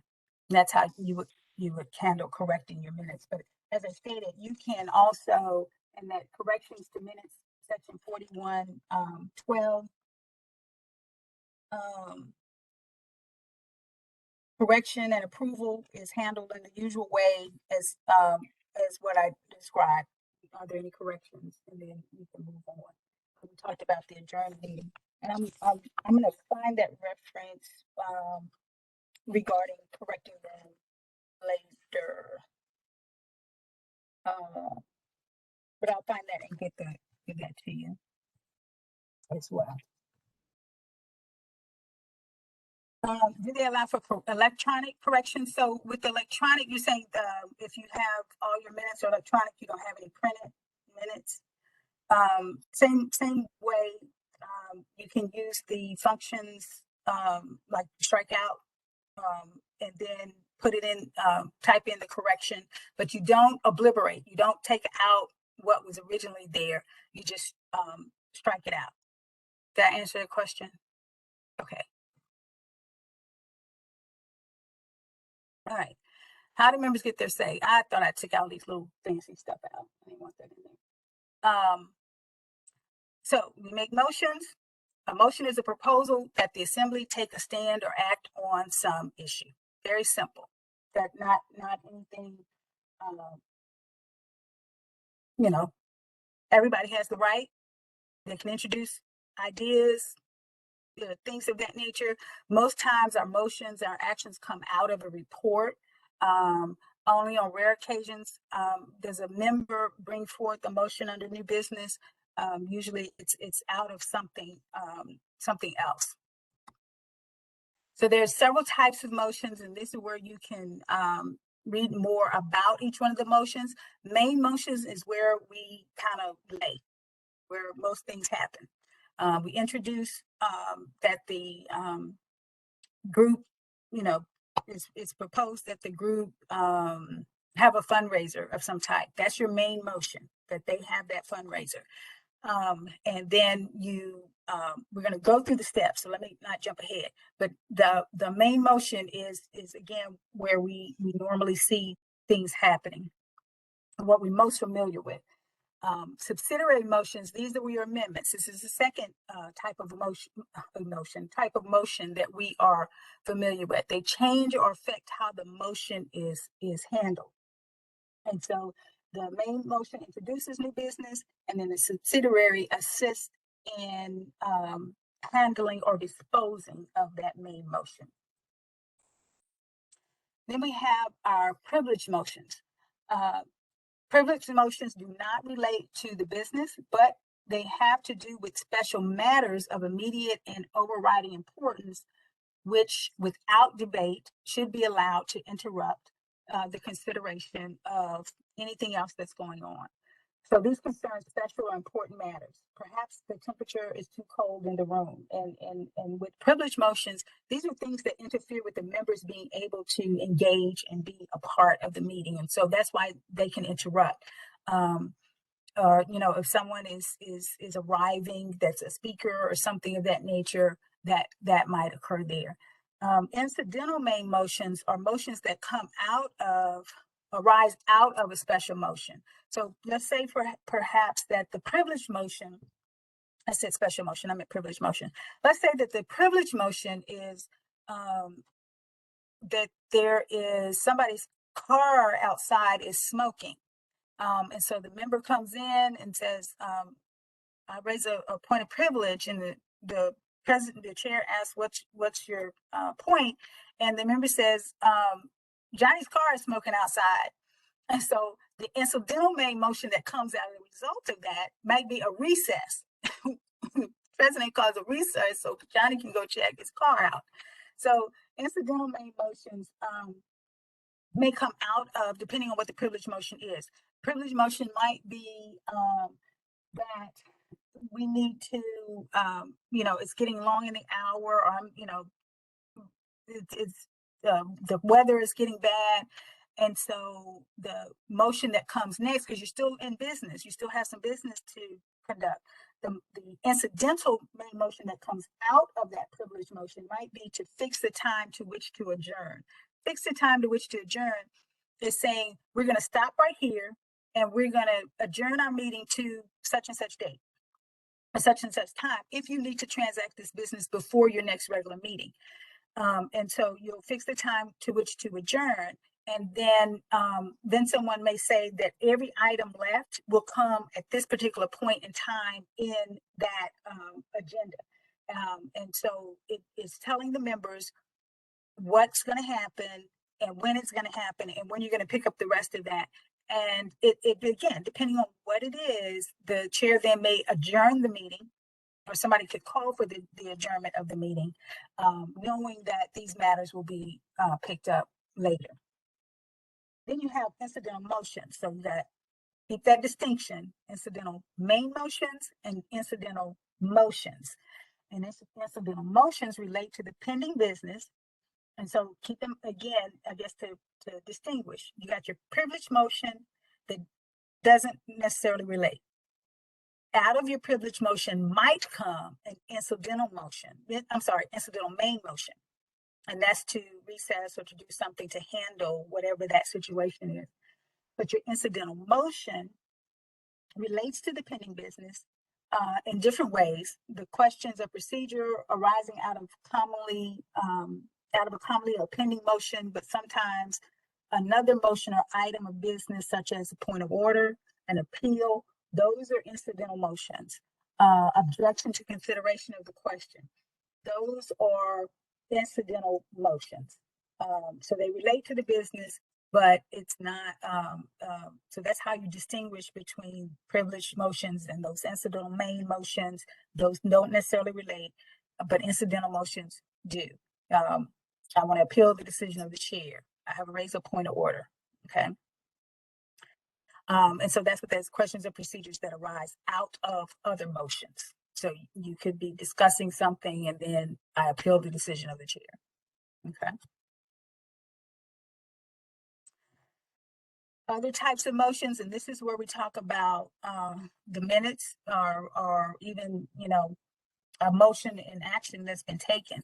That motions that bring a question again before the assembly, these enable certain items to be reconsidered. If you, examples are, earlier someone mentioned tabling something. So tabling is temporary. If we have a speaker that's scheduled to come and speak, and we're in the middle of a discussion, a member will move to table that decision or table this action until after the guest speaker has presented. And so the thought is, or the process rather, is that once that guest speaker is done, then a member moves to take that item off the table. Technically, if you don't take it off the table and you proceed with the regular business, then if it's not discussed at that meeting, it's gone. You got to bring it back up at the next meeting. But usually if someone tables and maybe forgets, the chair can remind, you know, would you like to take this off the table and continue the discussion? So it's not to kill a motion. Do not do that. That's not what tabling is, not to kill a motion. Tabling is a temporary set aside in order to take care of something else. Then we're going to take it back off the table. And where that actually came from was back in the parliamentary days. And this is just some little trivia. Back in, you know, the King's Court and all this other stuff, they, the court but the court folks would come in with a scroll. And it was so urgent that they interrupted whatever meetings or whatever was going on, and they literally laid the scroll on the table. So that king or ruler, whoever knew that that was something of urgency, they took it up, they read it, and they handled it, and then it was taken off. That scroll was taken off the table. Literally, that's and Roberts describes that in the beginning of the book. I kind of laughed when I first saw that, but yeah, so that's how tabling works. It's temporary. If you want to postpone something, certainly you want to postpone if it's like I described before, if the weather issue or electricity goes out or something, and you need to postpone it, you can postpone it to a certain time. And that means we're going to take it up later. You can postpone indefinitely. If you postpone indefinitely, you've killed, well, that's saying, I don't want to bring this up anymore. I want to postpone this indefinitely. And everybody knows, well, should know that when that motion is made, that person is saying, we don't want to discuss this. But postpone to a certain time allows you to do that. Referring to a committee allows you to refer to that committee, and that the instructions in that motion can go as far as to saying when the committee reports out. It can name the members if it's a special committee and it's not going to a standing committee and it's going to a group that hasn't been established as a committee. All those things can occur in that motion, or the motion can simply say that we want to refer this item to a committee at the discretion of the chair. And then the chair appoints and identifies the persons to investigate. And, you know, they have their instructions for what they're going to be researching and when they will be reporting out. The other piece, and let me just go to that. So postponing to a certain time, if it's a general order, it's just a majority that we're going to post. Unless it's a special order, then it will require 2/3, and it can go to one of these bodies. It can go to a standing committee or a special committee. Those references, section 14 to see more on postponing to a certain time. Standing committees and special committees, they're described in section 50. But most of us know, standing committees, and again, if you're new, I strongly recommend you look at those sections. Standing committees are those committees in your bylaws, finance, historian archives, program. Those are standing. They're not changing. Special committees may change from administration to administration, or may change, because you're doing something special. All right. Let's see. So real quickly through these, some reasons to postpone taking a vote. Is, some of the examples I gave. Is the motion to postpone to a certain time amendable? If so, what can be amended, and is it debatable? And that's where I direct you back to that table in the back of the book, and it says postpone a pending question. It is a subsidiary. It is an order. It is not an order when someone has the floor, so you have to be acknowledged. It does require a second. It is debatable. It is amendable, and the majority decides, and it can be reconsidered also. Now, if it's postponed a pending question to a certain time and make it a special order, meaning it's going to be at a particular time on that next agenda, it's the same thing. It is seconded, debatable, and amendable. But this time, this one requires a 2/3 vote, because now we're saying something we want it somewhere very specific, not just under unfinished business. We want it at a particular place and time. So that's the differences in that. How long may a motion be postponed? It should be taken up at the point that you said at the next meeting, unless it's being referred to a committee, because they may need a couple of minute meetings to, be poured out.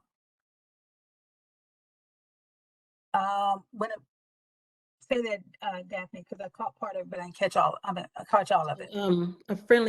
A friendly amendment when someone's making a motion, and prior to the chair either repeating it or asking for a second, someone interrupts or comes to me and say, "Hey, Daphne, you might want." The motion still belongs to me to make it whatever I want the motion to be until the president repeats it. Yeah, until it's stated. Yes, until it's stated. Yes. Yep. So that has happened. And sometimes it got until, hey, wait until, it's second, then come back and do amendment to that. But if someone presents it to me while it's still mine, I still have that option to accept their recommendation. Yes, until it's stated by the chair. And even an amendment process, so once it's stated, it belongs to the assembly, and they're amending it.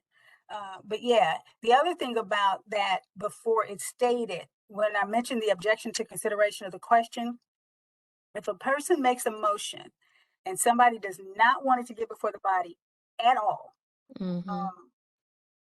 they can object to consideration of the question. And that has to be before the second, as soon as it comes out. And so that's why, understanding and knowing what's coming before the body and that kind of thing is important for all the members.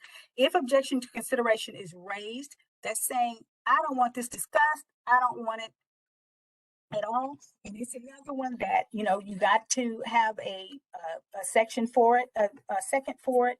It's not one that's commonly used because it's so quick. I mean, you have to get it in so quick. So quickly. Yeah. So I'll raise my hand. I'll raise my hand. The chair will say, Daphne, you have a question or something, right? I'll stand up. I'll stand up. I'll state my motion. And soon as I state my motion, before she restates it, someone could ask me. Let me correct that. So it does not require a second, but it does, it's in order when someone has the floor. So in other words, objection to consideration can be interrupt. It can interrupt. So I'm making the motion. I'm still standing, but I object to the consideration of the motion. Yes. It doesn't require a second. It's not debatable. It's not amendable. Either you want to not discuss it or you do. So if the objection to consideration is made, you either vote it up or vote it down. Mhm. If you vote it down, then the motion carries forth. We get the second, and we keep it moving. Over. But again, that's why that's another reason why it's important to know what's on that agenda, what's coming forward. So if there are some concerns and those kinds of things, then people can address those. I did want to quickly talk about the reconsider, rescind, previous notice, renewal of motions, just to get the distinction between those. Rescinding or amending something previously adopted, that's in section 35. And I know I'm missing a couple of questions. They just holler out to me. But rescind, because we get rescind and reconsider confused occasionally. Rescind and to amend something previously adopted, which are two forms of one incidental main motion. So remember, we talked about incidental motions and incidental main motions. So this is incidental main motion. They can change an action previously taken or order. Now, there's some rules. It takes precedence over nothing. It can be applied to anything: bylaws, rules, policies, decisions, actions. Is out of order when another has the floor. It must be seconded, and this is rescind. It's debatable, it's amendable, and in an assembly, except would apply to a constitution, bylaw, or special rule, a 2/3 vote, majority vote when notices of intent is given. So if I'm going to reconsider or rescind something previously adopted, if I say at this meeting, Madam President, I'm going to make a motion to rescind the action we just took, or the action we took two days ago, whatever, a month ago. That's the notice. And then, so if that happens, then the vote to even consider rescinding is a majority. But if I don't give that, and I just give it at the meeting, I want to rescind this action, it requires a 2/3 vote. I do want to say something real quickly on a vote of the majority of the entire membership. Let me see, do I want to say that now? No, I'm gonna come back to that. Because that has some special application that has been clarified in this new addition that will allow us to use it. Reconsider, which is the other, that's in section 37. Those characteristics, again, enables the majority within a limited time, without notice, bring back for further consideration a motion that has already been voted on. So the characteristics for the reconsider is that it must happen in that meeting, whereas rescinding something and amending something previously adopted could happen at another meeting, next meeting, 2 meetings, 3 meetings, 4 meetings. But reconsider must happen at the time in that meeting, okay, to reconsider. It can be applied to the vote of any motion except a motion which can be renewed, meaning, later. A negative vote on a motion, which at the time the motion to reconsider is made, would be out of order. It has to have an affirmative vote, and any vote which was caused something to be done. That is, so if I'm reconsidering, but some action is already taken, of course we can't do that. But it's going forward with any further action on that particular item. And that's the biggest distinction that I wanted to make between those two, is reconsider can be done in the meeting, and then rescind, it can be done later. Did I see your hand, Daphne? Yes. Does it have to come from the person who voted for the original vote and not the Yes. person who So, opposed thank it? you. Yes, thank you. So, and so that means you kind of have to say if it was by ballot or secret, something like that. If you want to reconsider something that was taken by secret ballot, you have to reveal your vote. And if it was otherwise taken, you know, it's basically a trust issue that you did vote on the prevailing side.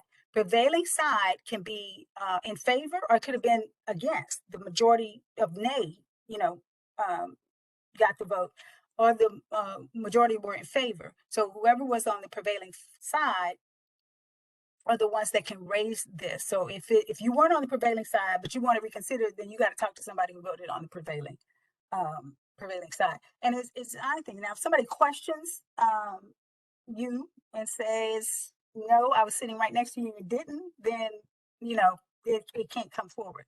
But that's another distinction. Thank you for that. It's another distinction on that one. Okay, let me keep moving because I know we're at our hour or at our time of what was originally set. And just want to make sure that I just touch on a couple of other things. And Daphne, what I'll do is I'll send you this presentation, and you're free to share it with others to look at their leisure. So this is just a review of what we discussed. Let's see. Okay. Oh, and let me just say, previous notice, there was two ways you can get previous notice, and I mentioned it. One is stating it at the meeting you're in, or it could go out in the announcements or in that kind of thing. Now, I was talking about a motions chart, and similar to what I'm going to send Daphne, is a Word document that's similar to this, but it's going to be filled in. So for those who don't have the larger book, with the table in the back, that you can reference this, and I'll also send a link to, like I said, NAP has some little pamphlets that you can purchase. It's like 100 in a pack for $10 or something like that, but does the same. It's a quick reference guide.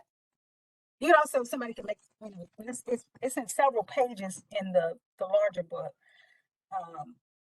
So this is just, and what I'm sending is just the ranking motions, the top first 13 ranking motions.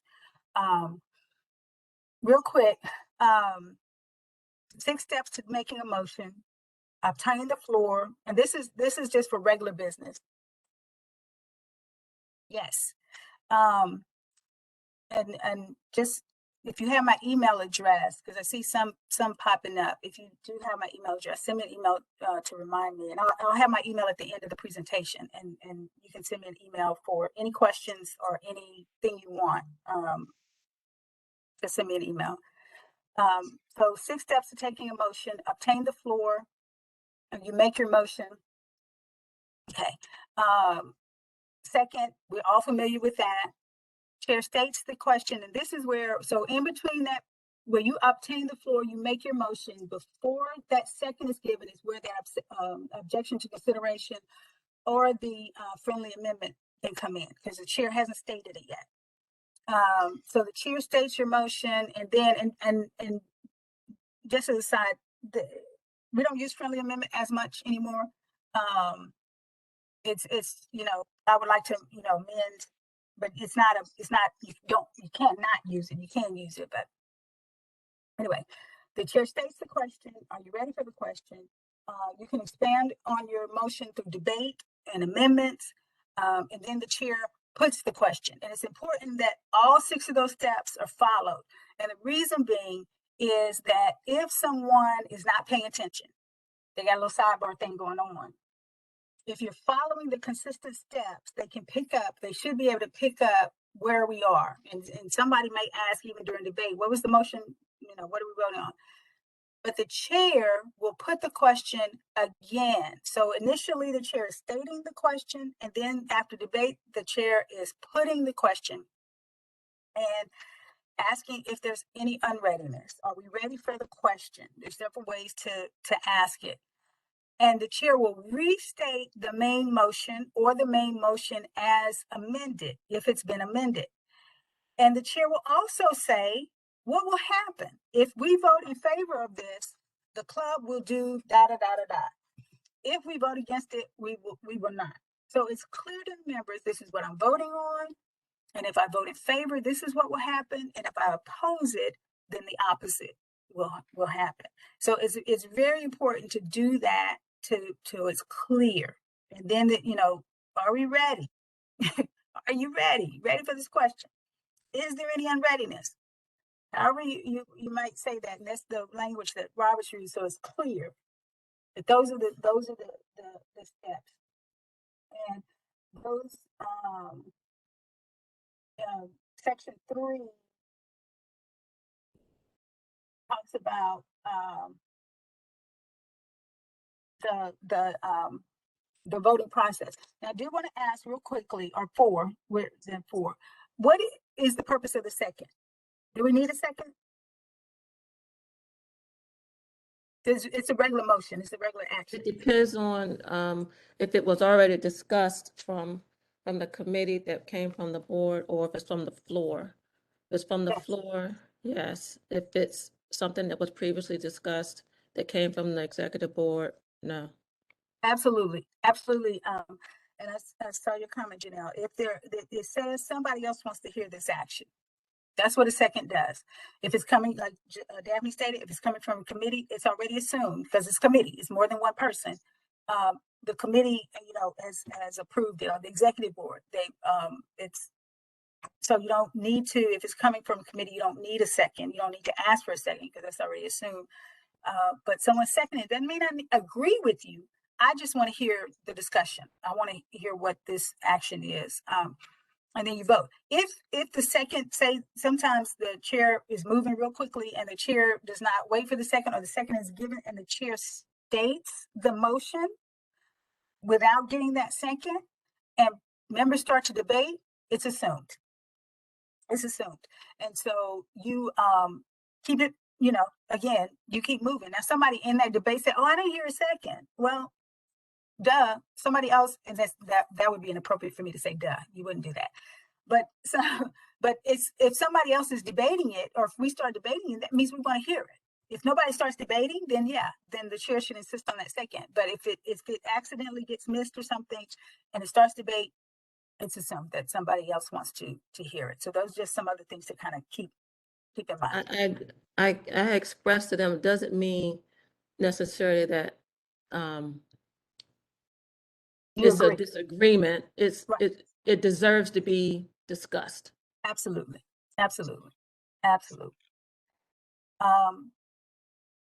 So we kind of talked about why stating it, why going through those steps, so everybody can hear it and know what it is. The chair's duty before stating a motion is just to basically make sure that that second is there, or that there's no other, you know, objection or something of that nature. What does the phrase "Are you ready" means? It's are you just that? Are you ready to vote? Okay. The 3 parts for announcing the result were those that this is the vote. It was voted in favor. The ayes have it. Therefore, we will do this.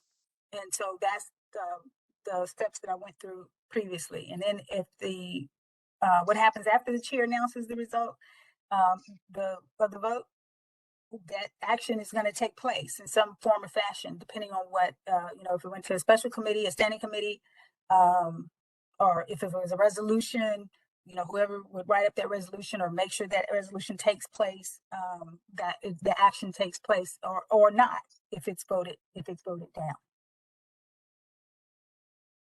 The chair also will help, you know, and is something germane? Is within the scope? Is it within, you know, what we're discussing, or, you know, or not? Previous question means that, so if I have a main motion and I amend it, and then if I amend it again, so you can only do 2 levels of amendments, you can't go past a third. The previous question is asking that most immediate motion that we're working on. So it could be an amendment. If, you know, if I ask a question about, you know, what was the previous question of that nature, I'm talking about the most immediate question that we're discussing. So you might be on the second amendment, and the previous question is that second amendment that you're discussing. How many times, how long may a member speak? That's depending on your rules.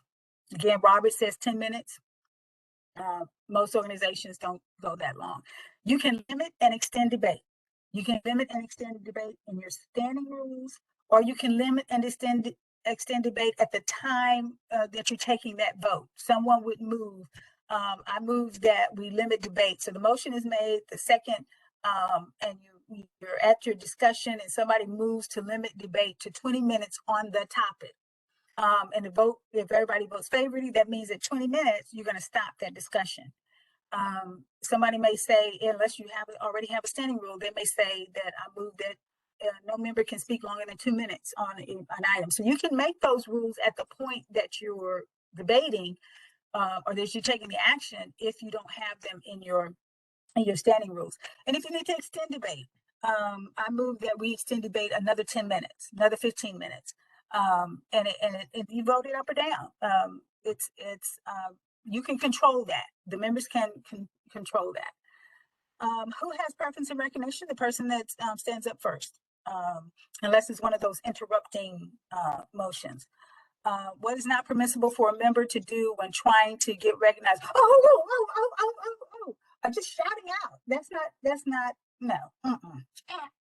You raise your hand, you stand up, but you don't jump over, do all that kind of stuff.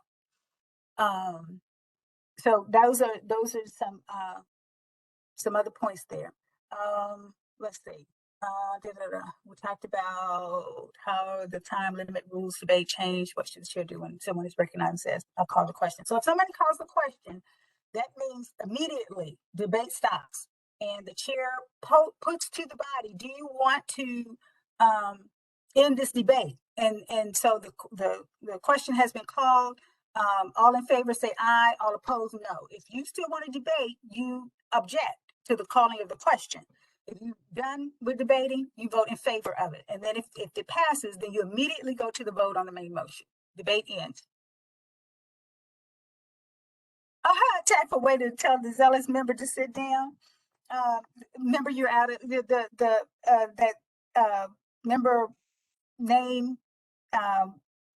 Would you please, someone else is speaking, or just kind of let them know without, because I have to catch myself and not calling the person out of order, but to whatever they're saying is out of order, or that their turn is not, the member has not been recognized. But just be straightforward, that we're going to get to you, but not at this moment. This person has the floor, or we're at this point in the agenda, and that kind of thing. I know that one's kind of tough to be nice with. So we kind of talked a little bit about the amendments and secondary amendments. You can only go up twice. And section 12 is in the book, is where we talk about amendments. So you can get more information on that. You also want to be clear when you're amending that you move to insert before this word or insert after this word, or you want to strike out. You want to state those words: insert, strike out, because it makes it clear where you're putting that amendment, or you're adding. I want to add. If you're putting it at the end, you're going to add to that line. Or again, if you're inserting, you're putting it in a place before this word and after, that word or something of that nature, and you're striking this and you're inserting this. So it's important to use those clear words. Okay. Voting. So you got majority vote, 2/3 vote, majority of the entire membership. Be very clear on this. Majority vote is more than half. So if I have 500, more than half of 500 is 251. So anything over that. 2/3 is 2/3, whatever that is. I have a cheat sheet for that. But it's 2/3 of those who vote. 2/3 of the vote, not of the membership, not of whatever. It's 2/3 of the votes. The majority of the entire membership, and this is where I really wanted to make sure that I talked to you about this, because and where's my reference? Why can't I find my reference? Oh, 44. 44.9. Because this often we would think majority of the entire membership was, if I have 3,000 members, you do not need a motion to close a meeting if you come to the end of your agenda. The chair can say the meeting is adjourned, or the chair can say without objection the meeting is adjourned, but you don't need a motion. 44.9, is that right? Yeah. Okay, 49B. A majority of the entire membership is a majority of the total number of those who are members of the voting body at the time of the vote. So if you're, say, in a convention,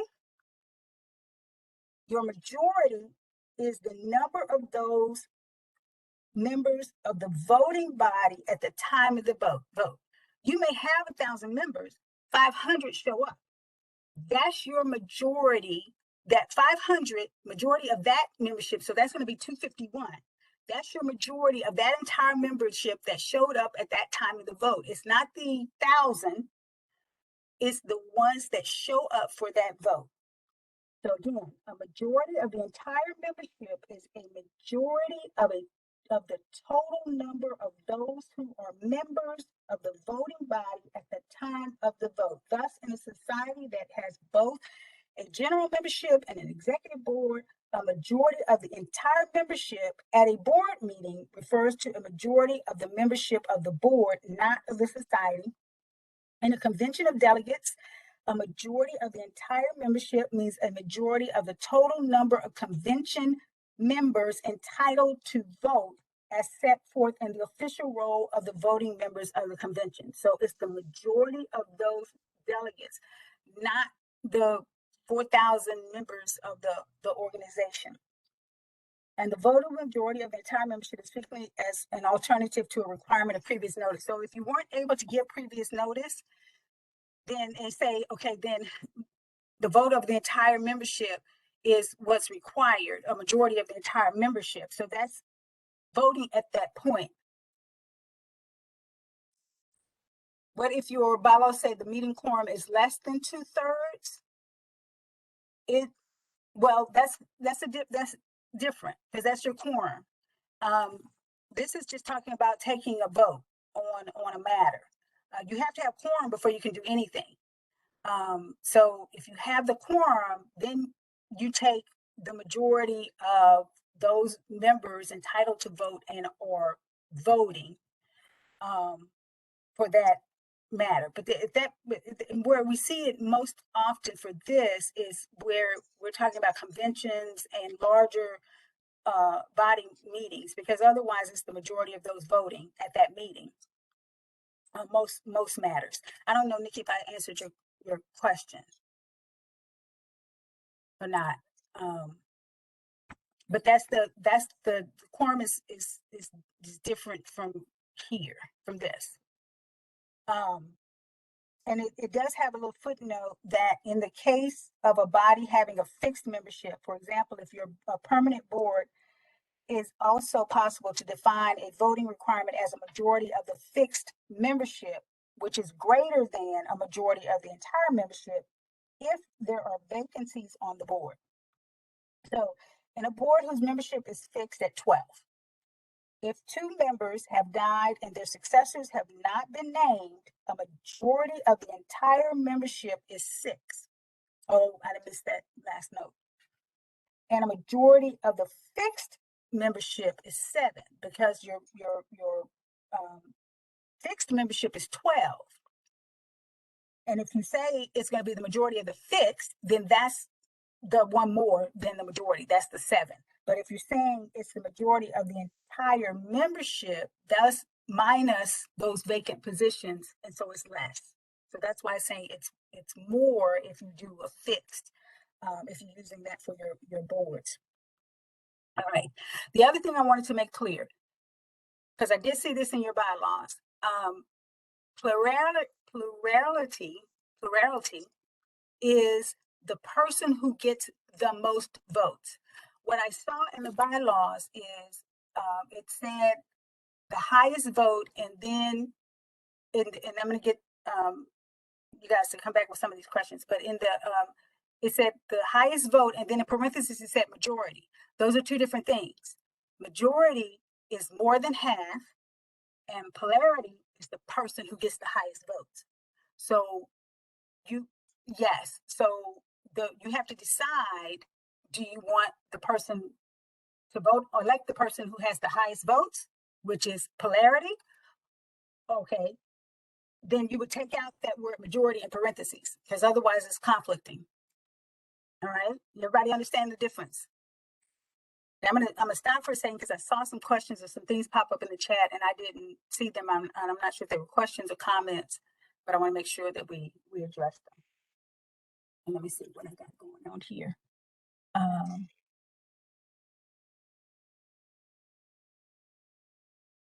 Anybody want to say anything put in the chat just a few seconds ago? Okay. If somebody needs to come back and Can answer you something say about the polarity?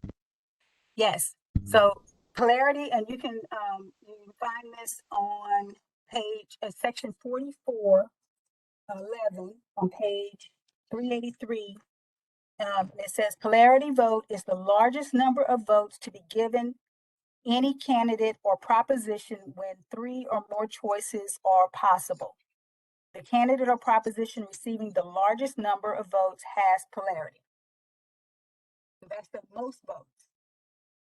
Majority is at a 1 over or more than half.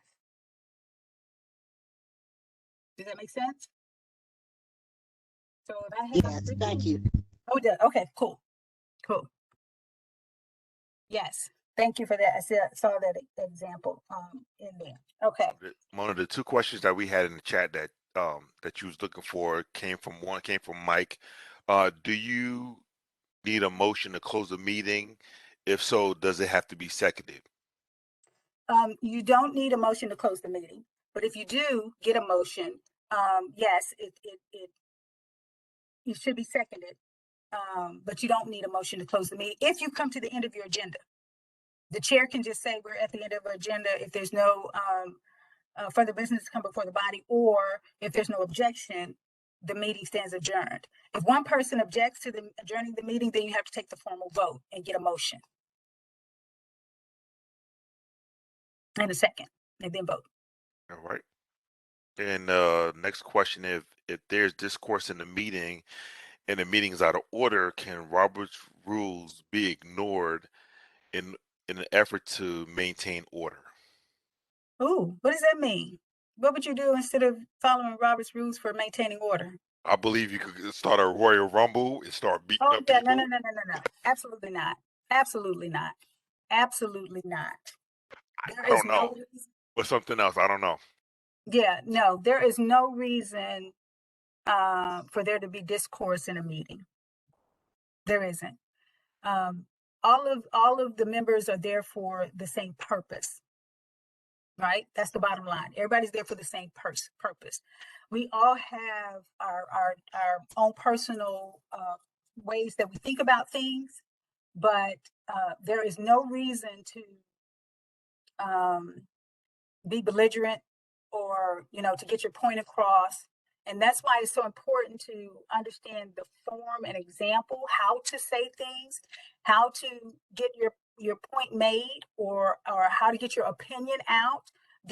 Roberts gives examples of how to do that and how to do it in a manner that maintains order and it maintains respect for each of the members. Again, you're all there for the same purpose.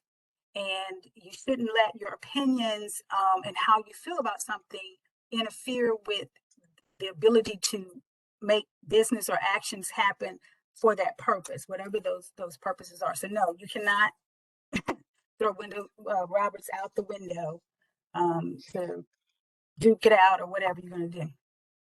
No.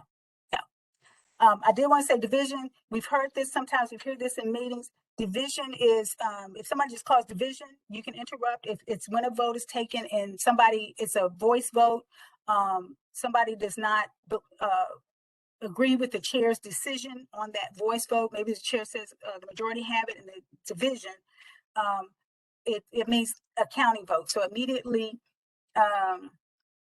the chair will take a counting vote, whether it's by hand, whether it's by standing, or however that is, to make sure the vote is clear to everybody. So that's what that division is, which is different when you're dividing a motion. Maybe it's a long motion. You want to divide it up. That's dividing the question. But if I just call division and interrupt after the votes, after the chair has stated the outcome, that's when you take the counting versus the verbal. Now, of course, with 2/3, you always have to count because that's the only way you're going to be able to determine 2/3.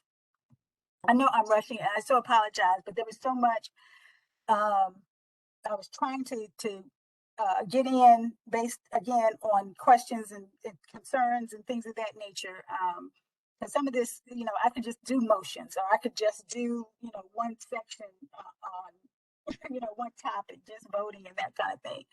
I make sure that everybody knows that a chair does not vote unless there's a ballot vote. The chair can make or break a tie. If there's some unreadiness, the chair might vote to make a tie. And that allows for further discussion, or may allow for the opportunity to refer to a committee to get additional information or something of that nature.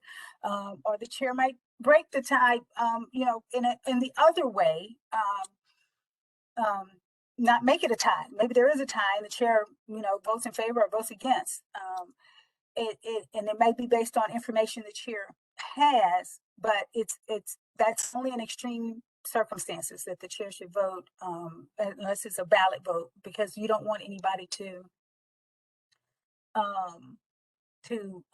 be swayed by the leader, and so that's why the chair doesn't vote. What may members do when they disagree with the announced result of a vote? Again, that's the division. You call out division and you can interrupt. You don't need a second. The chair just immediately then takes it as a counting vote. Okay. And always, and whenever possible, if you can use unanimous consent, like for your agenda or your minutes or anything that there's no dissension, there's not going to be issues of concern, the chair should use that. It helps, keeps things moving. If there's, no objection, can we do this? Or no objection, can we do that? But the chair would have some indication, if that would be appropriate to use that. But when you can, it just saves time on doing that.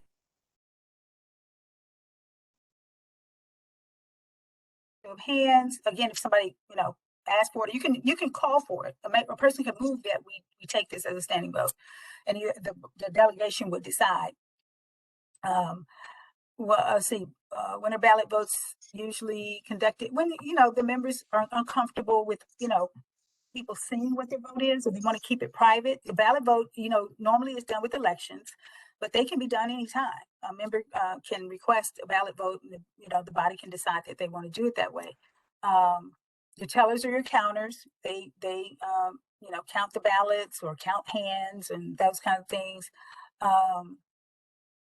The chair's instructions are going to be, to make sure that you only vote for the number allotted. If it's a ballot vote, the number allotted for this vote, you vote for this. You give them clear instructions.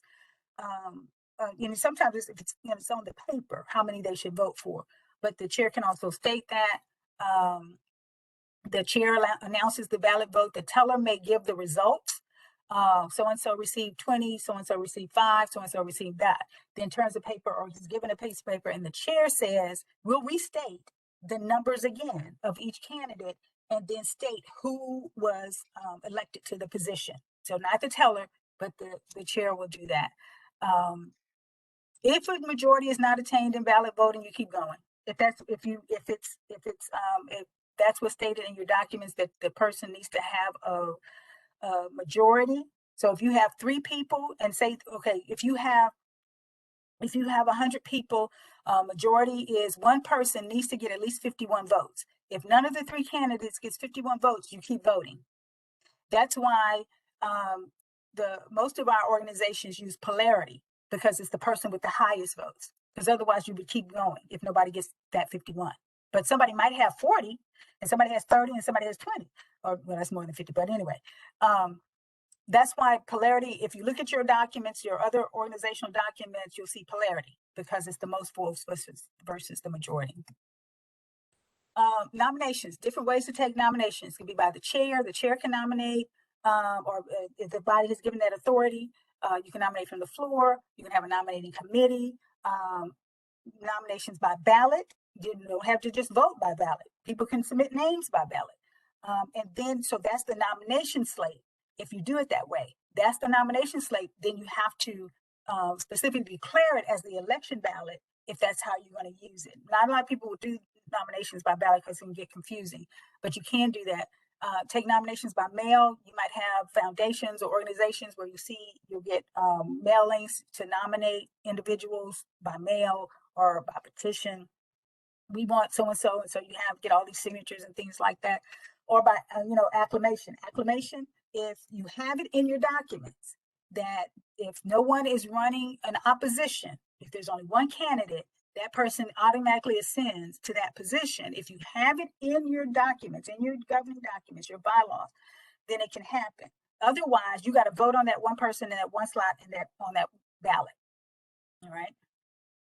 Just let me know if there's some questions or something pops up because I'm almost done. Okay, what are the two most common forms of nomination? Okay, we talked about that. Members have to stand and be recognized to make a nomination. Yes, you do need to be recognized to make a nomination. And you can make nominations. You can nominate as many people as you want, how many times you want. That means you're voting for them. You just, think they would be a great person, so you nominate them. What is done when it seems no one else? The chair, this varies in organizations. The chair, when the ballot closes or no more nominations can be taken, it does vary. Robert has an open-ended ballot, so people can write in, and I know not all organizations do that. And so it just depends on your rules in regards to when that ballot closes. So be sure to look at that.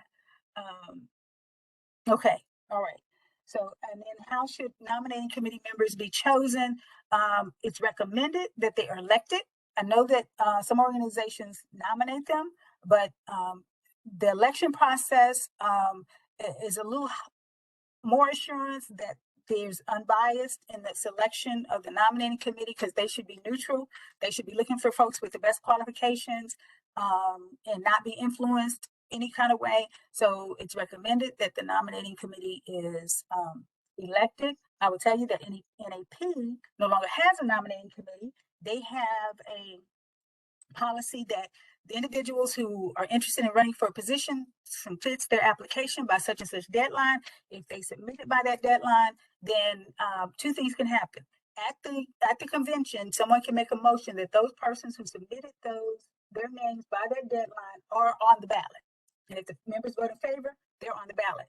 If nobody makes that motion, then somebody has to place their name on the official ballot at that meeting. So just that's how they do it. If you have a nominating committee, again, it's recommended that they are elected versus appointed.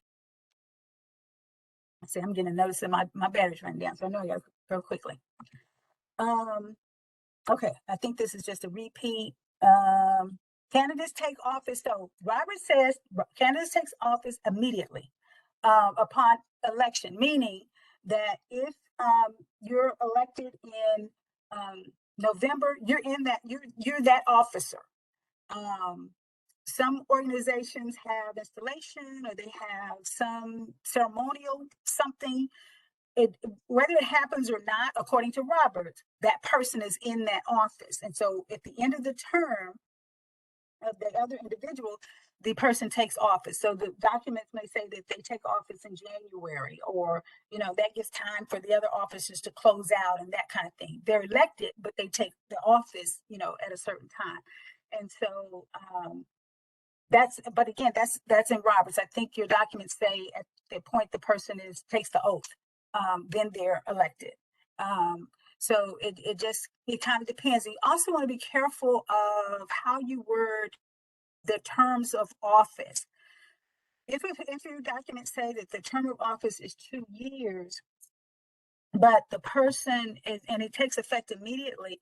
If the next year, the annual meeting or whatever is held is at like, say, last year was October 20th. So the person took office October 20th, but this year is November 1st. So you got a window there of when, who's serving. If the November 1st person doesn't take on, but that person's appointment ended on October 20th, then what do you do? So you got to be careful of your terms of office and making sure that there's a successor that you can take over at the appropriate time. And most people don't even think about it, and the person will stay on until that new person takes office. But it's just something to kind of think about if somebody ever called you on it. So look at your terms of office.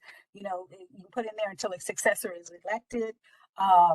Is recommended. That's where I recommend, so that there's some continuity there, and because sometimes you might have an office that nobody's elected to. Now, if that happens, nobody wants to run for office. You got somebody there. Your bylaw said until somebody's elected or until a successor takes on, that person may not want to do that, so they can resign. They can resign, and then you have a vacancy, and then you fill the vacancy based on the rules in your document, whether it's appointment by the chair or the president, which is usually what happens. So there's rules and ways to address most circumstances, if not all circumstances, in Roberts. I'm sorry, I went 30 minutes over. I apologize, and I know I went quickly. Any questions, any more questions? And I'm going to stop sharing so I can see. Hi, Mona. This is Gaynell. I just want to thank you so much for the wealth of information that you shared with us. And you caused me to go and get my book. And I was right there. And I have our Constitution and everything. But one of the things that came up, and we were trying to get you to say something definitive, and I get what you're saying. We had or have someone, and I won't say where, who insist on being oppositional and argumentative, and she has a background that sort of leads her to that path, and she disrupts the meetings in a way that's really uncomfortable for everybody, including the president. And the president has done a very professional job in addressing this, but this person is insistent. Can you tell the person you're no longer welcome? Because that came up once. So I'm going to recommend you look at section 61 through 63 in Roberts on disciplinary action. Okay, thank you. All right. It's very clear. Thank you. Clear how to handle a member in that you described. Anybody else? Any other questions?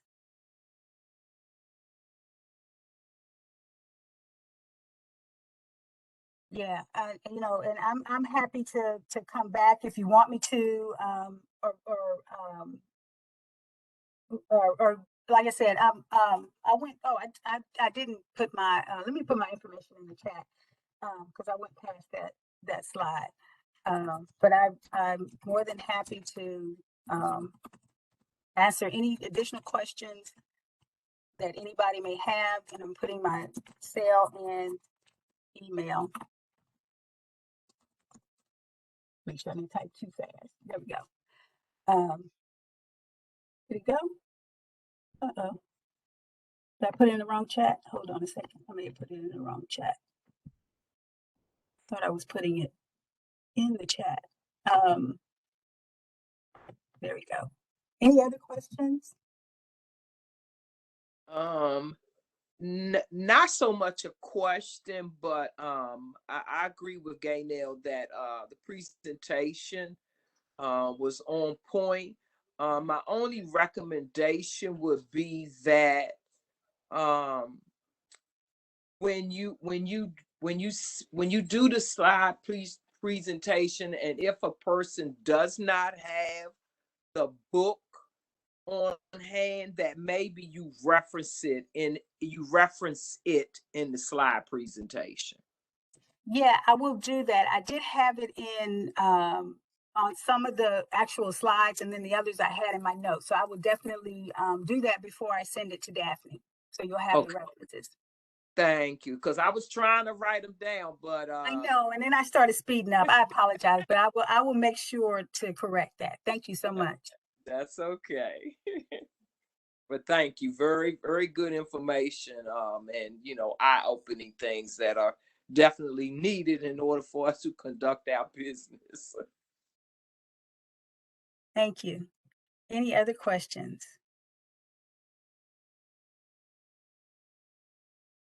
Yes, I'll be sure and send the copy out.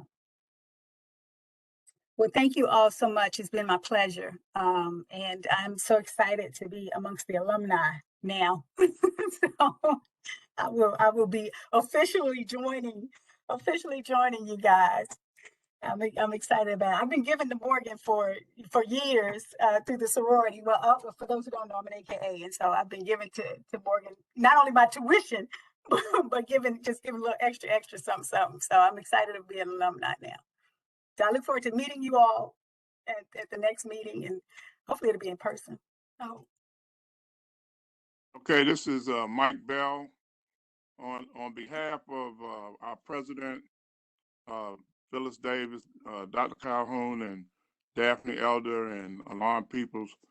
Thank you for putting this together. And it was very informational and very important that we go through this. And stay safe out there. And I know Alon's waiting for me to say it. Don't get none on you.